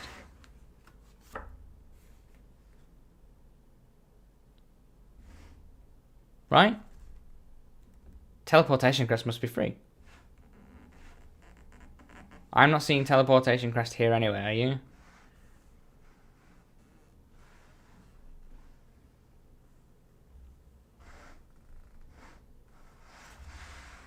I guess it's free. Yeah. I'd be playing Ymir Conglomerate. So this guy would get a 5-up save anyway. But he already has a 4-up invulnerable save with the Bastion Void Armor. So I just give him the Teleportation Crest. Because I wouldn't need to have the Rampart Crest, which costs 10 extra points, by the way, to give everything around it a 5-up invulnerable save. That only applies to bikes and infantry. But if you play Ymir Conglomerate, they get that anyway. Because they have Void Armor. And just because... Sorry. They get 5-up invulnerable save just because they're Conglomerate anyway. Take 10 points away and get a Teleportation Crest. Right? That's if you're not playing... I don't know. If you're playing something else. I don't know. I don't know. I guess just keep him cheap. Whack him up to the Carl. 10 points off that. 70 points. 70 points for a 130. It's 140 for that guy. Same thing for the high Carl. Right? Other than you're paying 10 points for the change to 6, which is cool, like the Destiny, like the Tzeentch Destiny roll. It's cool. So, yeah, select one guy and Grim Efficiency. He's pretty good. Big chunky boy, the Ironheart Champion. An Ironheart Champion is equipped with the Auto Pattern Bolter and the Weave Crest Field. So is the Weave Crest Field So if you read the Weave Crest field, the bearer has a 4-up invulnerable save. But he has a 2-up armor save. So in Ymir Conglomerate, he has a 4-up invulnerable save already. He just doesn't get the extra wound. So I would give him the Teleport Crest. Now, do we have to pay for the Weave Crest? No, the Weave Crest's free. So, if you're not wanting to teleport him, you don't need to. I might actually just keep the Weave Crest. Because then he gets the Shield Crest keyword, which means he can get the Shield Relic. There was a Relic something. And he gets an extra wound. But he already has a 4-up roll save. Yeah. Anyway, these guys are pretty cool. Strength times 2. So you probably want to give this guy a hammer. If you're hunting for vehicles. If this is your big smashy smash thunder hammer guy, give him the big, because he's hitting on 2s.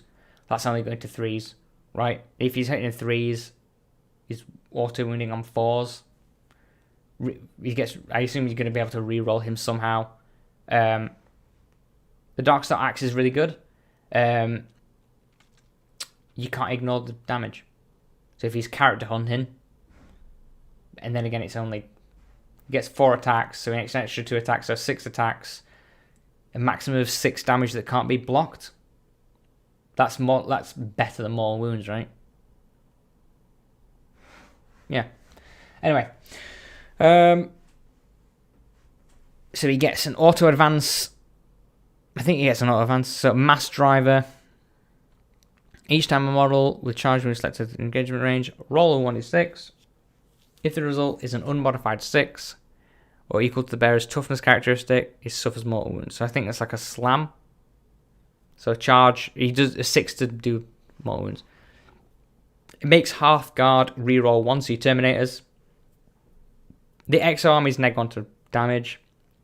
And the Ram Shield, subtract 1 to the wound roll in melee. He's good. He's very good. Very good. Especially in Ymir. Now think about it. This is in Ymir Conglomerate. 2-up save, 4-up armor save, neg 1 damage, neg 1 to wound. You can't re-roll wounds, you can't re-roll damage. He's tanky. He is tanky. Oof. The Grimnir. I actually really like the female version. I think it's really cool. I'm pretty sure that's the female version, right? It's gotta be, right? She's not got a beard. You can have like a male or female version. I really like this. I think it's cool. The whole like the hair blowing in the wind. So I quite like this. Whereas the other one's a little bit more like, oh, I'm Odin, beard and shit. I quite like that one. So each Corv is equipped. I think Corvs are they're like Tau turret things. You get a ward staff, and you get the Corv, and the Corv is equipped with a bolter. So if she doesn't have she doesn't have a thingy. That's your stat block. Pretty flimsy, right? You get a 4-up invulnerable save, so it doesn't even matter for Ymir Conglomerate. She has a 4-up invulnerable save. The warding stave is pretty good. +3, neg 2, so it's strength 7, so it's like a mass hammer, right? Not mass hammer. What's the thingy? Mass gauntlet +3. Yeah, mass gauntlet +3. That's kind of weird. While a friendly unit is within 6, add 1 to the combat attrition test taken for that unit.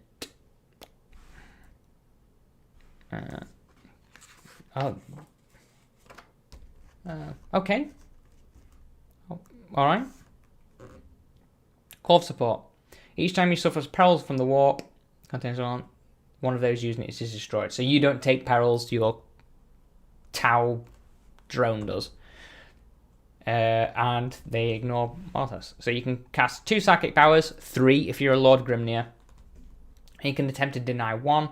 It knows smite and 2 from the Sky and Roar. smite and 3. Is it 3 from the Skyrot if you're... No, I think it's just still those 2. But you can cast 2 powers. 3 powers. Yeah, you can cast 3. So you can cast smite and both your Skyrot disciplines each turn. Or if you use the psychic objective ability, Warlord Trait, Relic thing, you can actually... Warlord Trait? Relic? Warlord Trait? Warlord Trait. You can cast 1... I think it's still... You only get to cast 1 with the... whilst performing a psychic action. I don't know how useful that's going to be, though. Right? Because auras get shut off. I don't know. We'll see. This dude, this is your Iron Master. He's the guy who's got the exploding mortal wound gun thing if you make him a Forge Master. So you get the ECOG. These are also like Tau drones. So he's got the Graviton rifle, which is 18-inch, 5, neg 3. Ooh, big one. Ooh, flat 3 on a 3. It's pretty good. Your cogs, I think there's... How many cogs is it? One's ECOG. You get an assistant. He's another little dwarf. He's got a las beam cutter, which is a pistol. Right. Okay, he's got a pistol. Ironkin assistant is equipped with a cutter. 1 ECOG is equipped with an auto. 1 ECOG. So you get 3 cogs. And they're all melee. And he's got the hammer. And the Graviton hammer is strength 8, neg 2, flat 2 damage, and save characteristics of 3s, I think. So all the stuff that he himself does, that's increase damage by 1 if it's against something with a 3-up save. Which I believe is most vehicles, like tanks, usually have a 3-up save, right? Other than specific stuff. The Plasma Torch is carried by which chap? An ECOG. So one of the guys has a Plasma Torch. Wow. And an ECOG, it's forced to hit. How many attacks does he get? 1 attack. Alright. Multispectral Visor. In your command phase, if this target is a rocket Iron Master, you can select 1. Add 1 to the hit roll of vehicles. This is what I'm talking about when you stick him next to the fortresses. It's cool. +1 to hit for vehicles. At the end of you can repair a vehicle or an exo frame. So I believe you can repair a Terminator. Let me just go back. He's an exo armor. He's not an exo frame. What the hell's an exo frame?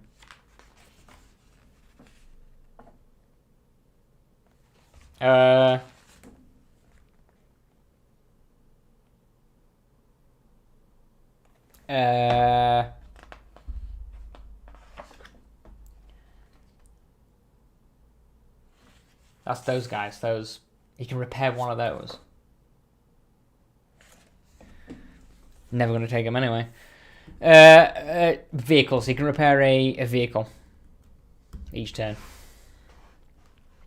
Your Iron Master, your Ironkin assistant. This unit can perform advance and shoot without its action failing.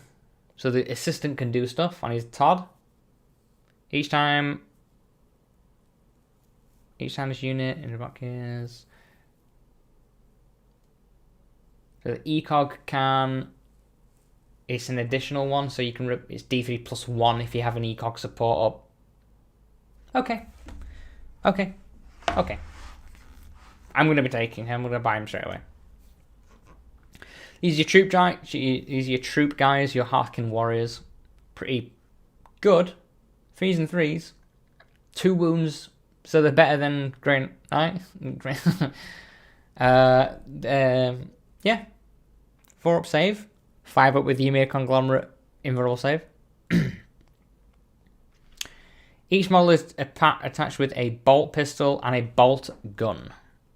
So, you know, bolt 2 shots, 3s to hit, 4s, neg 1, 1, 1. Right. Now, I'm looking at this.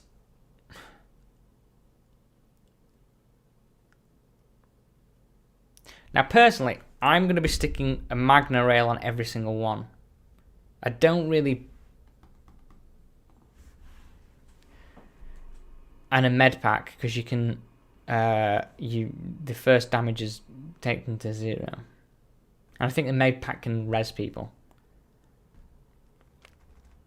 Inspire this unit. It gets that's pretty good.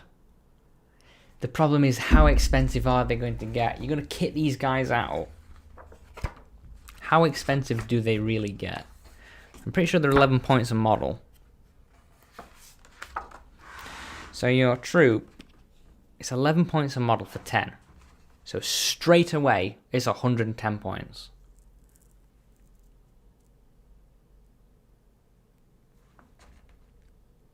The Magna Rail rifle is 20 points. That's 130. Medpack's 5, 135. Maybe you keep them bare bones? I don't know. My idea with the Magna rifle is it's just handy to have on. 135 points for bog standard troop that get onto an objective, and then you have the Magna rifle. It's 24 inch, but it's 3s to hit, 4s in cover. It's just a danger. It's a danger to vehicles, but also it's got the Magna Rail rule, so mortal wounds splash. So it's not really wasted that too much against troops, right? So there's a chance, at minimum, that kills 2 Primaris Marines. Right? No invulnerable saves can be made against it. I don't know. I don't know how much you want to be putting points into this. You can really kit them out. But are you then going to be sacrificing points that you need elsewhere? Because those land fortresses, and I plan on taking 2 of them minimum, they're 245 base. Alright? 245, they're more expensive than a Riptide. Ooh, I don't know. I personally, and I don't even know about the beam stuff.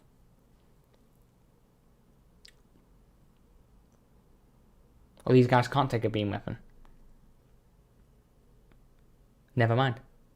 I mean, I wouldn't bother chucking plasma on them. Although, no, plasma is a beam. But it's 1 shot. I do like the threat of just having a las cannon. You know, I don't know, 135 points without any melee weapons. And remember, it's 24-inch range. These guys have got to get up the field to be within range of stuff. 24 inches ain't going to shoot from deployment. You don't really want to pay 135 points to have these chaps on the backfield and not shoot anything. And then you've got 25 point Magna Rail doing nothing.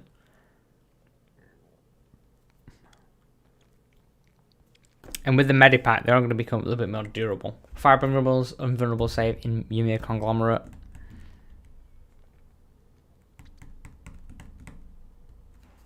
You can give them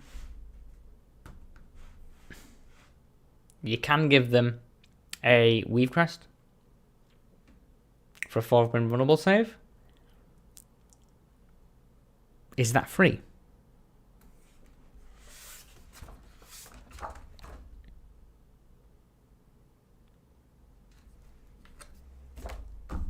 Yes, it is.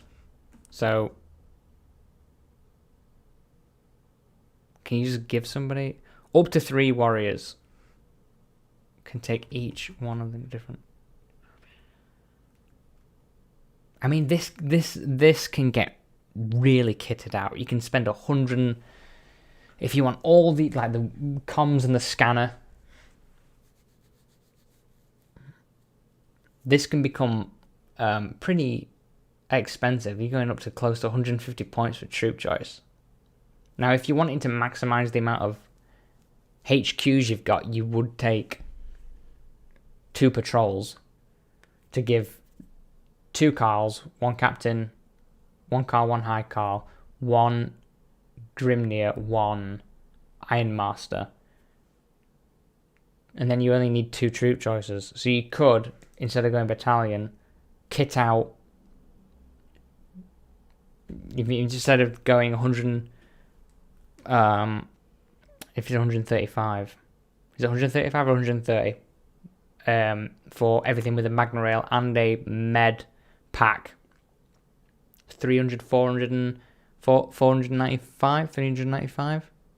395 points? Roughly 400 points.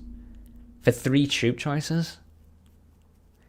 If you take 2 patrols, you only have to pay 170 for 2 troop choices. Then you can put points into what you want, like more land fortresses. I don't know. I'm gonna wait to see how people run them. I personally want a Magna Rail and everything. Magna Rails are awesome, and the med pack's good.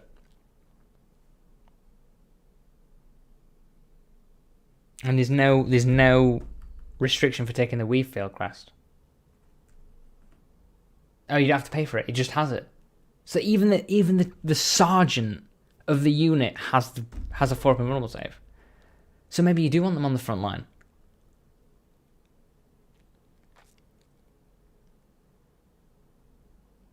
Unless you take them in big, because you can take them in 20 blocks.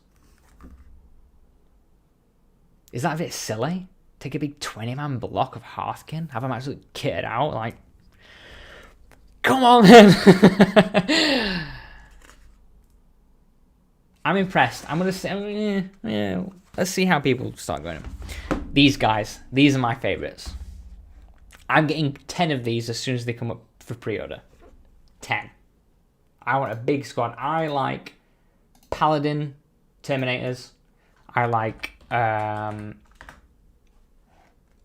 big things that can get on the center board and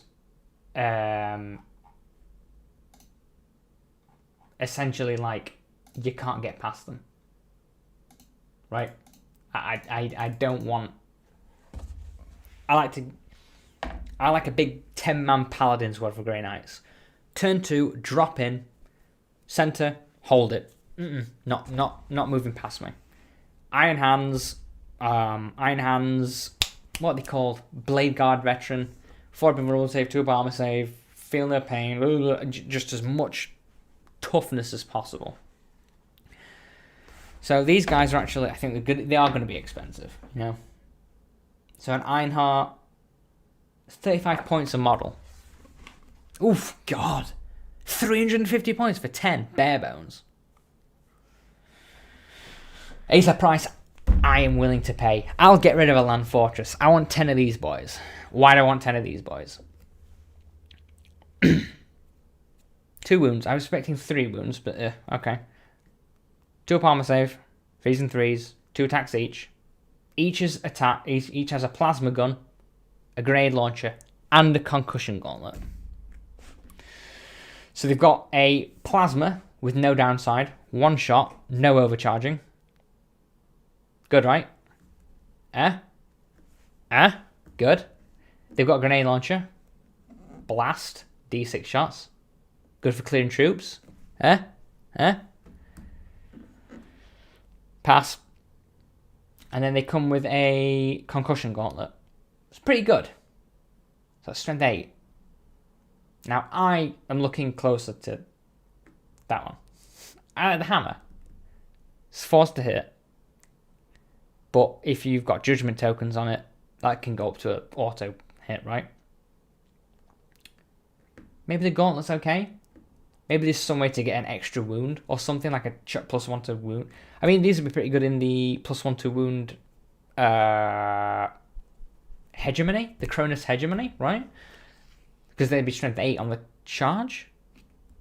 Yeah, they'd be strength 8 on the charge with the gauntlets. I don't know. I like the hammers. I like big hammers. I mean, the side gauntlet's not too bad. Big hammers, smashing through vehicles. Great. Awesome. Love it.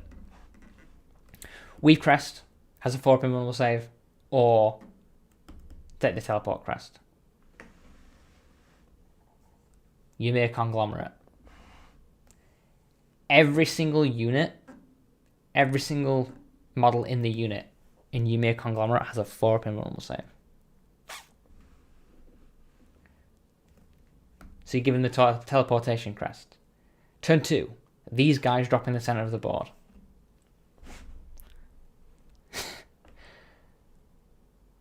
Okay. So they are, in Ymir Conglomerate only, 2-up armor save, 4-up invulnerable save, everything 4-up invulnerable save, -1 to damage, no reroll wounds, no reroll damage, -1 armor, pen. You see, they're tough, right? They are tough. I think they can come back to life. I'm pretty sure there's a strategy to bring them back to life. I kind of want to pass on these. I mean, again, in Ymir Conglomerate, we've got a 5 vulnerable save. But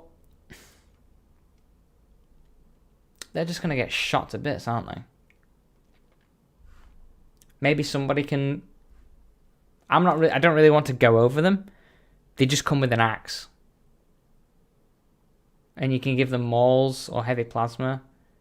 When I see this, I start to... You know? Especially because I'm pretty sure they're really expensive.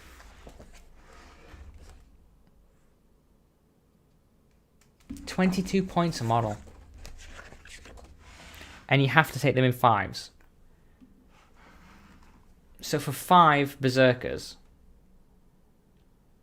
it's over 100 points. For a 6-up save. Now, don't get me wrong. They're pretty good. But they are not... They are not vehicle killers. These are your chop-through Terminator guys. Chop-through thingies.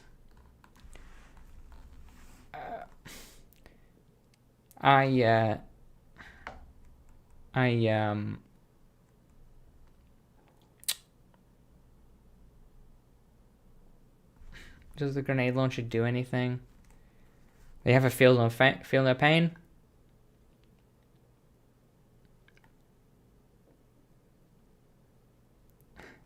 Okay. You can reroll charge rolls. I guess if you put these in transports and bum rush them out and they don't get shot down in Overwatch, they can do some damage. So maybe a little squad of these. Maybe a Sagittor with 2 Sagittors with a couple of squads of these in. Run them up the board. Ram them into your enemy. Do some sweep attacks. Wipe out their chaff. I don't think you go with this stuff. I don't think you go with the maul, and I don't think you go with the gauntlet. I think you just keep them with the axes and just chop through stuff. Like this stuff here, grenade launcher. I don't see them being alive enough. I don't see them being alive long enough to be... Might get 1 shot off, you know? And then the grenade launcher, is it like 5 points? It's free. No, it's not. It's 10 points. 10 points. That's half a Magna Rail. Do I really want to pay half a Magna Rail? And it's 24 inches. Why would these be 24 inches away from anything? These need to be in range. These need to be chopping. It's 10. You know, they're cool models. Really cool models. I like them. The axes, little orange axes and stuff. Really cool. I just don't know if they... It's not that I don't know if they fit. But... it's a bit much, you know? Pioneers. Brum Brums, cars, street sweepers. Everything comes with a bolt revolver, bolt shotgun, Magna Coil autocannon.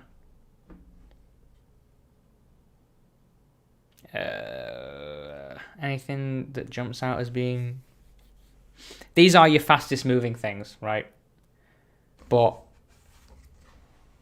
And they do get in Ymir, they get the 5 up invulnerable save.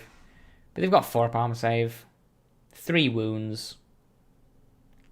They're your fastest things, right? Ranger Outriders, they start the first battle round, they get Vanguard movement.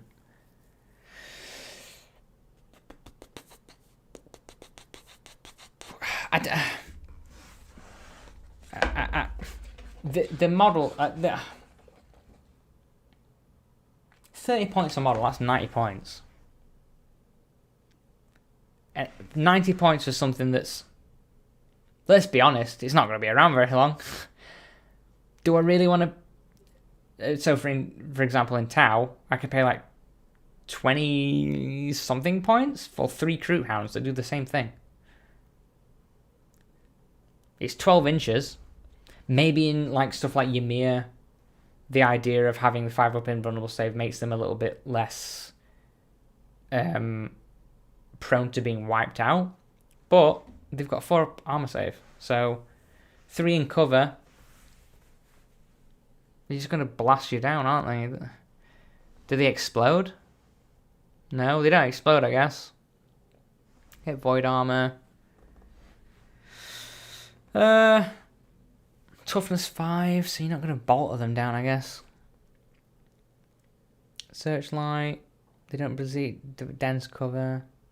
The rotary cannon's kind of nice for spraying out chaff, right? 9 shots. Strength 6, neg 2. The beam's pretty good. I don't think you go with a Magna Rail cannon. It's not even Magna. Sorry, the Magna Coil autocannon. Does it come with that already? Magna Coil autocannon, yeah. I mean, maybe you just leave it as that. Do you really want to go whole hog?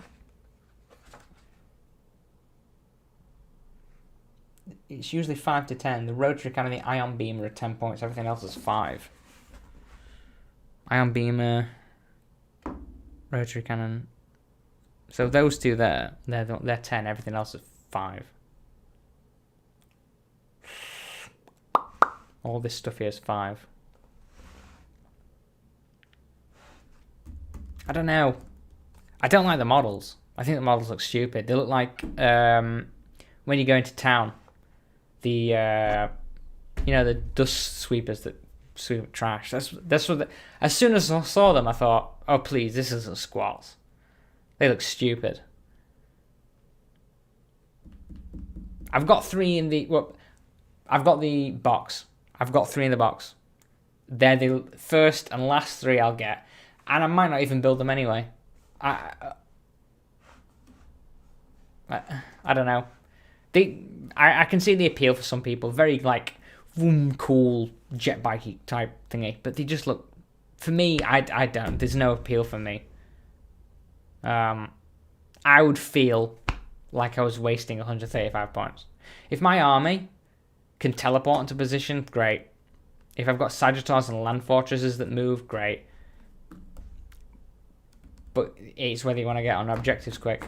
And I assume with this army, this is the slow old man walking down the road army. You know, I'll get to you turn 3. Don't worry about it.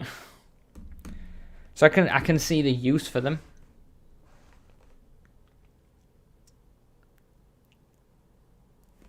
I don't know.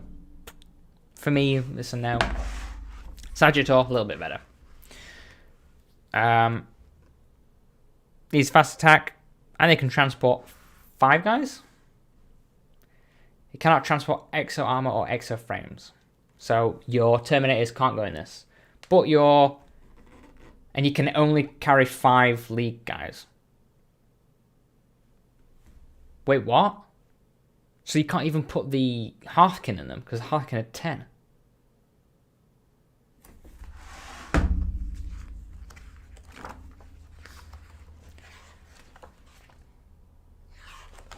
So these are literally, like I said, these are Berserker.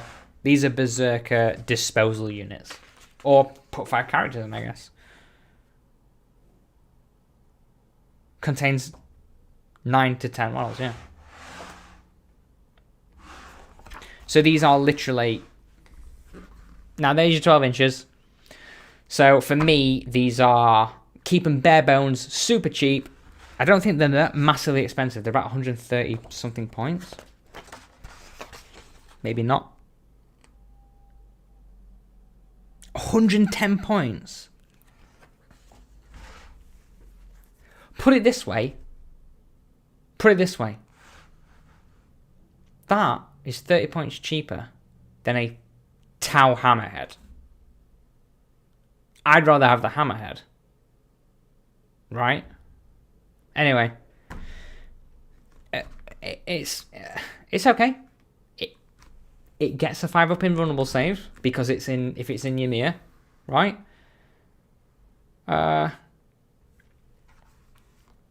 You can select 1 Hearthkin warriors. If this unit contains... Am I right? This unit has a transport capacity of 5.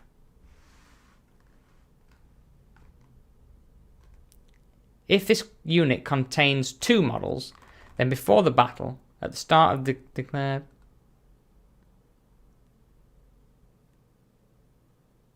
Oh, is it like a command vehicle?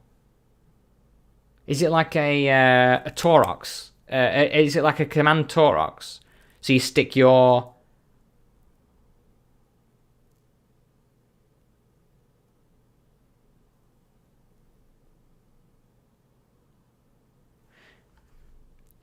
No. So I'm reading this as it can go up to a unit of 10 guys, and 5 of them can get in here. And split, yeah?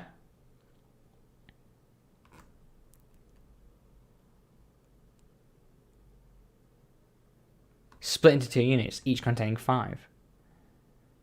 So this can split units.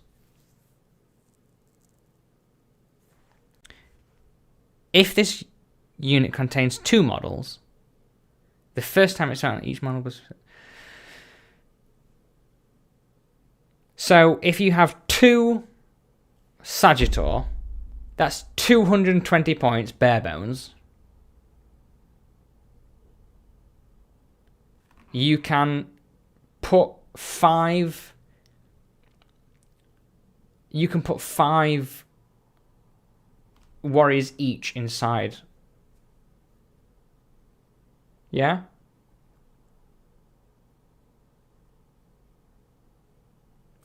It's a Berserker disposal unit. Forget that. That's stupid. No, that's stupid. You put 5 Berserkers and you take 1. Or if you're taking 2, you take 10 Berserkers. But then you'd rather just have 2 lots of... You have 2 lots of Berserkers just to have the hero. No, Berserkers don't have a hero unit. So you could take a squad of 10 Berserkers and take 2 of these, I guess.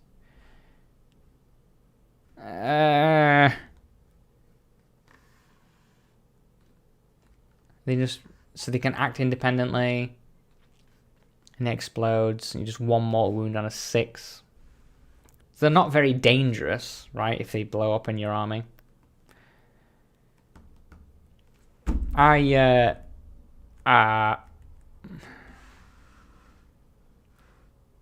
Maybe you could just use them as instead of Pioneers. They're a comparable price. They're like 90-ish. It's got a better save. It comes with a high las beam cannon. Holy crap, so it comes with that standard. It's a beam plasma. Holy. Alright, I'm starting to see the appeal. Maybe? They're better than them, okay? They're way better than them. Again, it depends how your points run up. Feels very, what are the Achilles Ridge runnery to me, you know? It kind of feels like that. With the heavy mining lasers. So maybe something kind of like that. Like a squadron of 2 with mining lasers, 220 points. Do you have to pay for the high beam las cannon? Do you have to? Do I has to?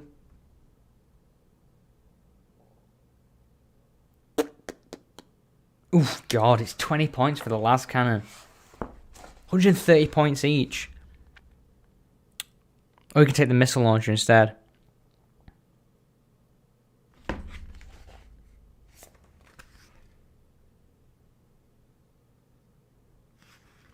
And everything else is free. Would you take the missile launcher instead?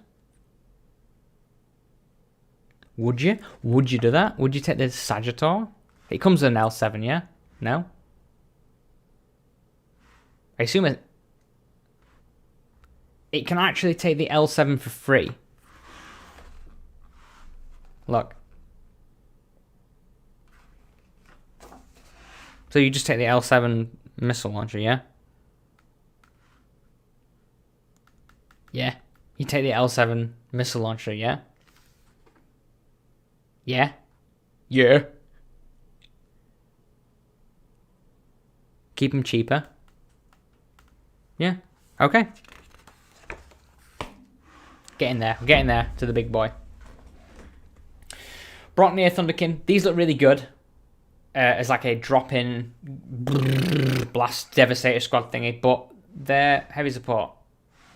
And you only get a limited amount of heavy support, and I want a lot of land fortresses, so 3s to hit. They come equipped with a bolt cannon. 3 shots, 36-inch range. These are your longest hitting stuff. Other than the land fortress, I think. So yeah, they're okay. I quite like the Graviton blast cannon. Really good at getting of Terminators, right? 6 shots, D6 shots. Strength 5, neg 3. That pushes you past the you need an invulnerable save. This gets rid of aggressors, right? That seems a bit meh. Strength 7, right, you know? So I think you go with these, whichever one's... I assume the bolt cannons are cheaper, right? You probably like the... So here we go.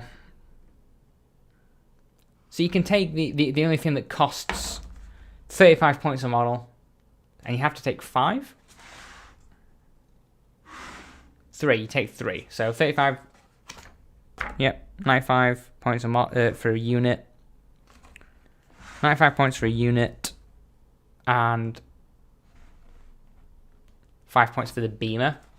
So you can swap out for the blast cannon. Drop these guys in. Bang, bang, bang, bang, bang, bang, bang, bang, bang, bang, bang. Right? Yeah? They are core. So they do get the rerolls. If you have a thingy.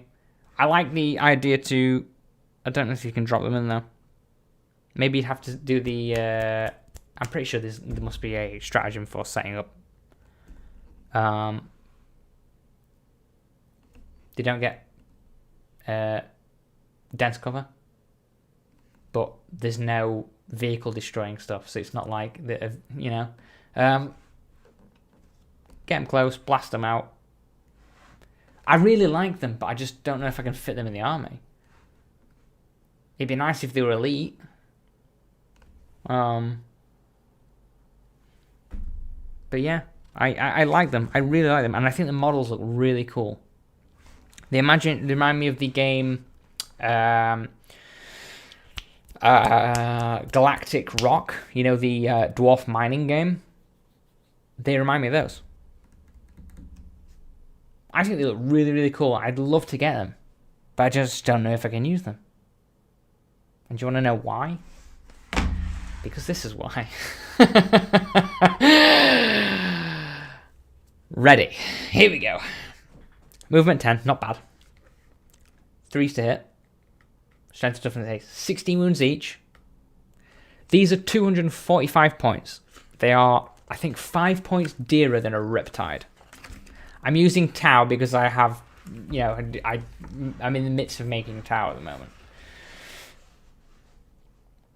230 points a model. A Tau Riptide is 245 with the burst cannon and whatever. The bare bones Tau Riptide is 245 points, right? So they're more expensive than a Hammerhead.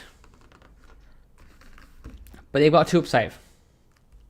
And you know what that means? If I take Ymir Conglomerate, which I am, they've got a 4-up invulnerable save. And they've got an extra 4 inches to their shot. Which means, where are you? The heavy Magna Rail is now 40 inches. Oof. Look at it. Look at it. Behold. Anyway.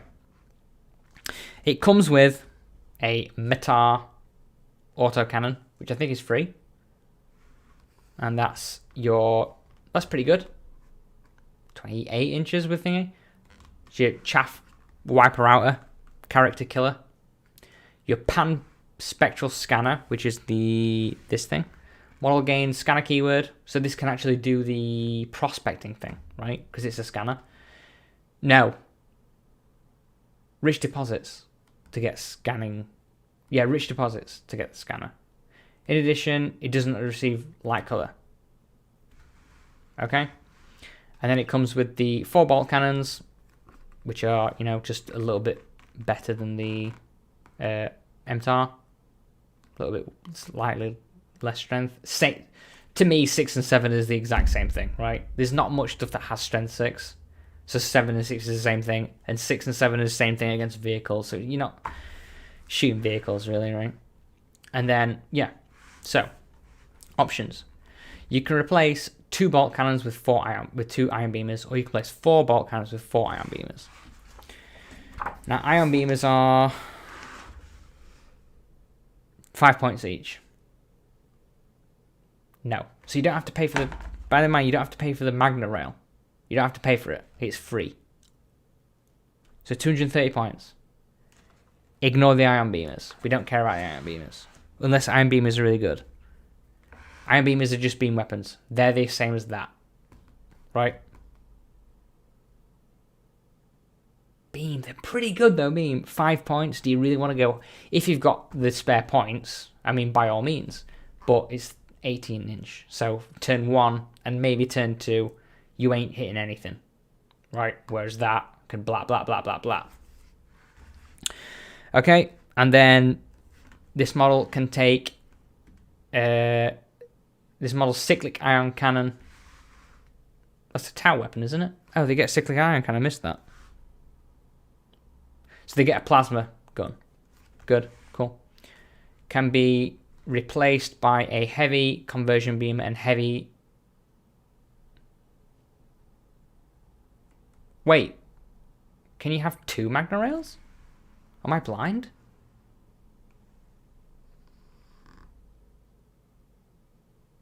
Oh, it gets the cyclic ion. Okay. Do you want to swap that for that? Let me just double check. For free. Yeah, I do. Yeah. You know what? I'm going to hammerhead it up. I'll take that. I'd squelch that. Take the Magna Cannon. The Pan Scanner can be changed with the Vengeance Warhead, the Kin's Wrath Warhead, or some sort of nuclear bomb. 36 inch change. Oh, I don't know. I think I prefer don't get light cover. right?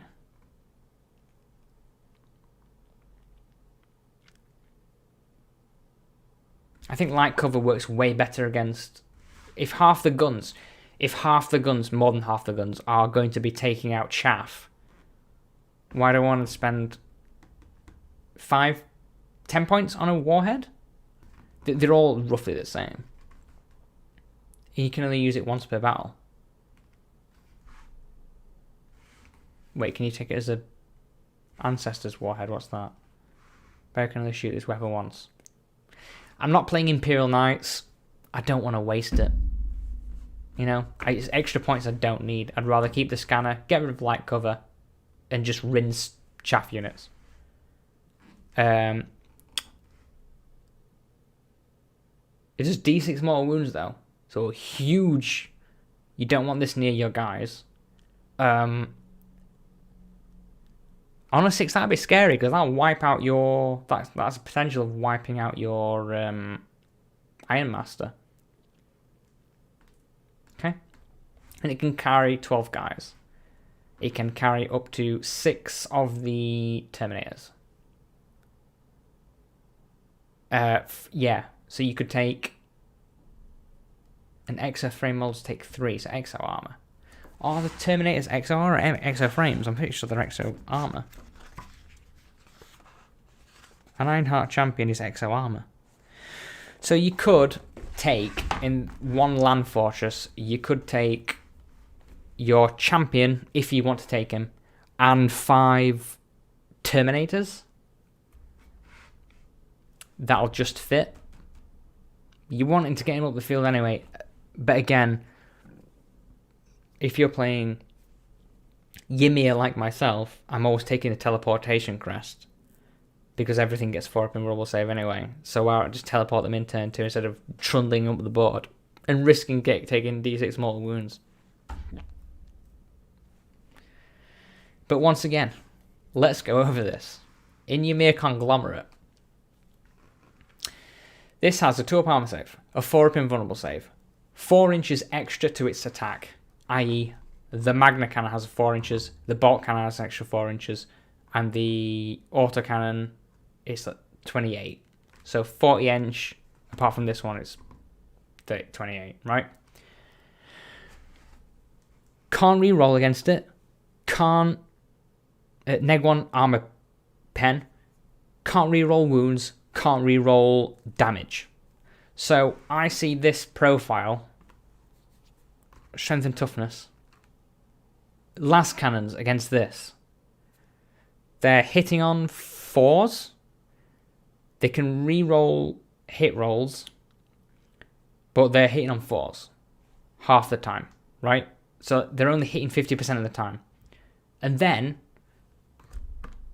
they usually hit most stuff that has las cannons has a 4-up.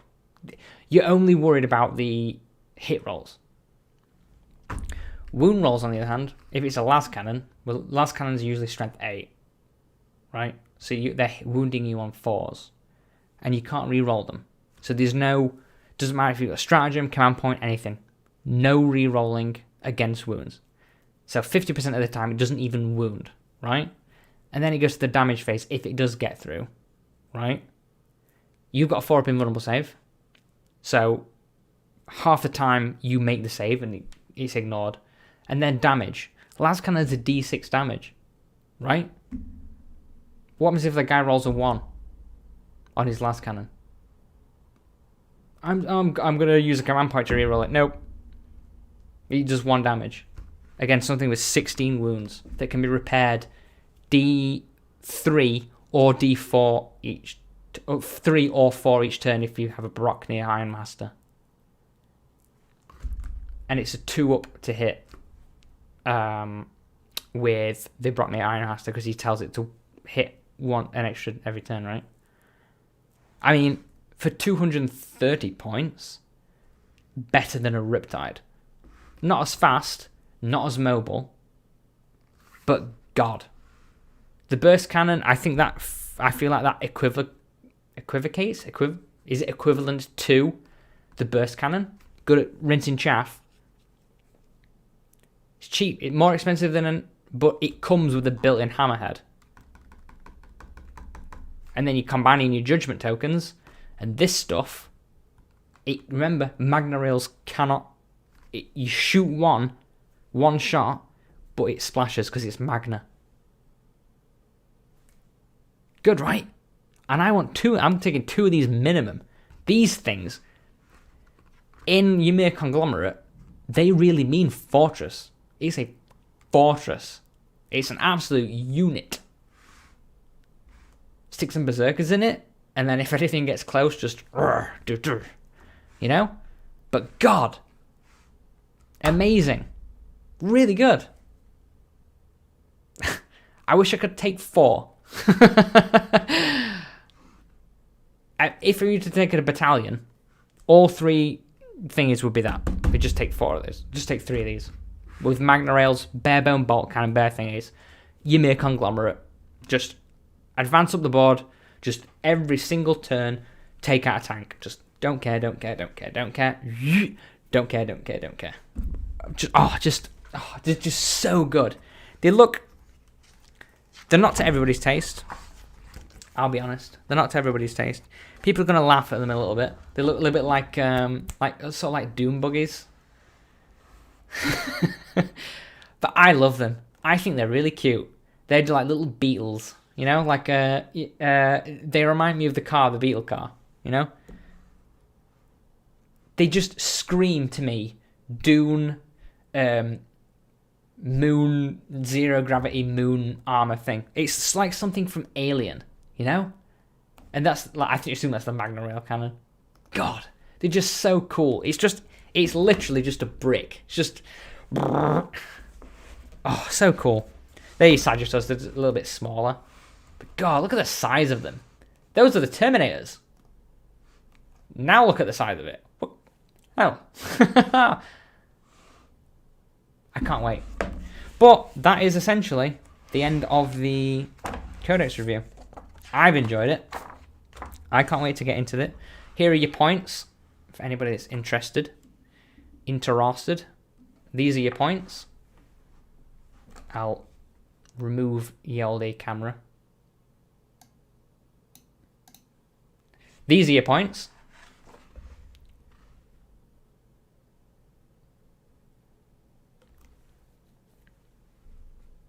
I've thoroughly enjoyed this. Overall, I know I've heard a few people say they are a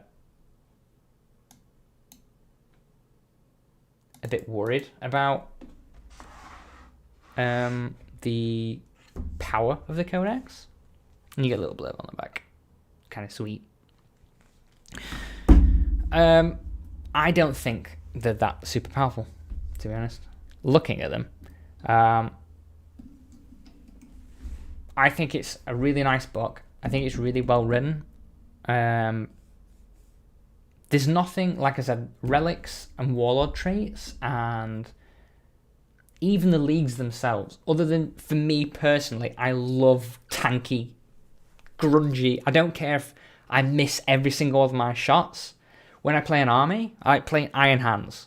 I like getting on the board, or Grey Knights. I like invulnerable saves, I like high saves, psychic powers to protect me, that sort of stuff. I like to just get on the board, and I don't care if you kill my whole army, as long as I get some points and have fun and blow up some of your stuff, maybe, along the way. Great. So for me, Ymir Conglomerate are...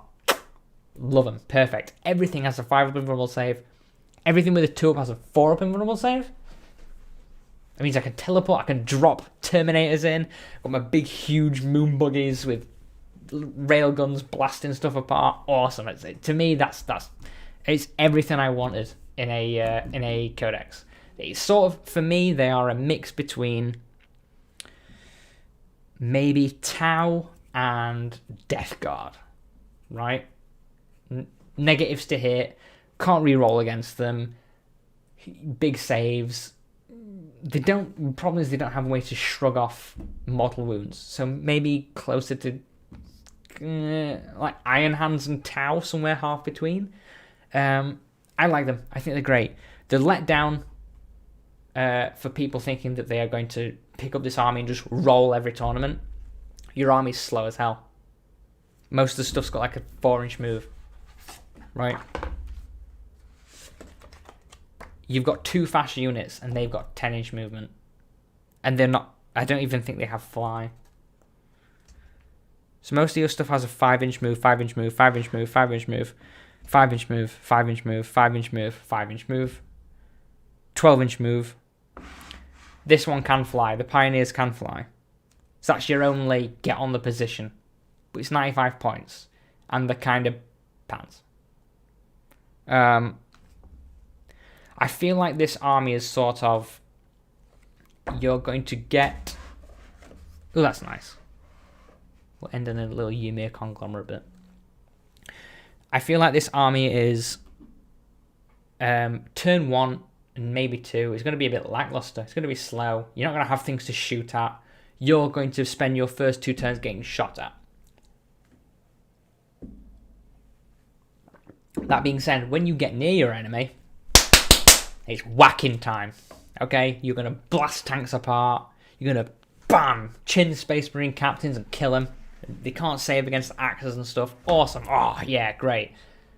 But, again, turn 1 and 2, some factions can score pretty high. And maybe that's the downside. Maybe this army is just way too slow. But again, I leave that to people who are competitive and playing big tournaments. But for me, I love them. I love dwarves. Dwarves are my thing. Great, awesome stuff. Really impressed. The models look beautiful. Love the engineer. Love the wizard. Love the engineer. Love the psyker. I love the Carl, standard Carl. Even the named guy looks pretty cool, but I'm not going to use him anyway. The whole like crest stuff is kind of cool. Instead of Iron Halo, it's kind of cool like that. All the like lightning magma swords, really cool. It all feels very dwarfy. Without being dwarfy, it feels like mercenary factions in Dune. That's what I think. I really like them. I think it's really good. Some of the units are miss. I don't like the bike. Looking at the Sagittor, to me, I don't really like the Sagittor. I don't really like Berserkers. I kind of think that most of my army is going to be made up of fortresses, as many characters as possible, big 10-man squads of Marines, and maybe, looking at it, maybe I do put most of my points that's left over into making decent-sized squads of Hearthkin warriors just to hold positions, because in Ymir, everything's really tough. Did they really want to be shooting las cannons and stuff at basic troops? No. But yeah, I really like it. I think they look tough as old boots, really strong, really. If you want to kill something, you're going to have to really commit your fire towards it, because otherwise they're just going to hang on. They're not letting go, right? They're fingers in the cliff. They're I'm not letting go. The hook's going in. It's impressive, but I don't think it's overpowered. I don't think it's anywhere near to me the relics are average. The Warlord Traits are not even the companies, even the leagues, the Ymir conglomerate. I don't look at the relic and the Warlord trait and go, oh, I'm automatically taking those. They just, I just like the league custom thing. Good, right? But I'm happy with it. I'm really happy with it. I really hope they don't change it and just leave it as it is, because I don't think they're that powerful. I think the death, what were the Dark Angels? The Deathwing, the beta rules, when those came out, and the Deathwing Terminators you can't wound them on anything other than a 4. People were saying they refused to play against that. I remember when Imperial Knights got their first Codex. I'm pretty sure people were saying I'm not playing against Knights. People refuse to play against Imperial Knights. Now look at Imperial Knights. Everybody's laughing at them. You just nuke them down with las cannons. It's great. So yeah, I'll leave it there. But I think you should pick up Leagues of Votann. Don't pick Ymir Conglomerate because I'm playing Ymir Conglomerate. You pick everything else. Thanks for watching.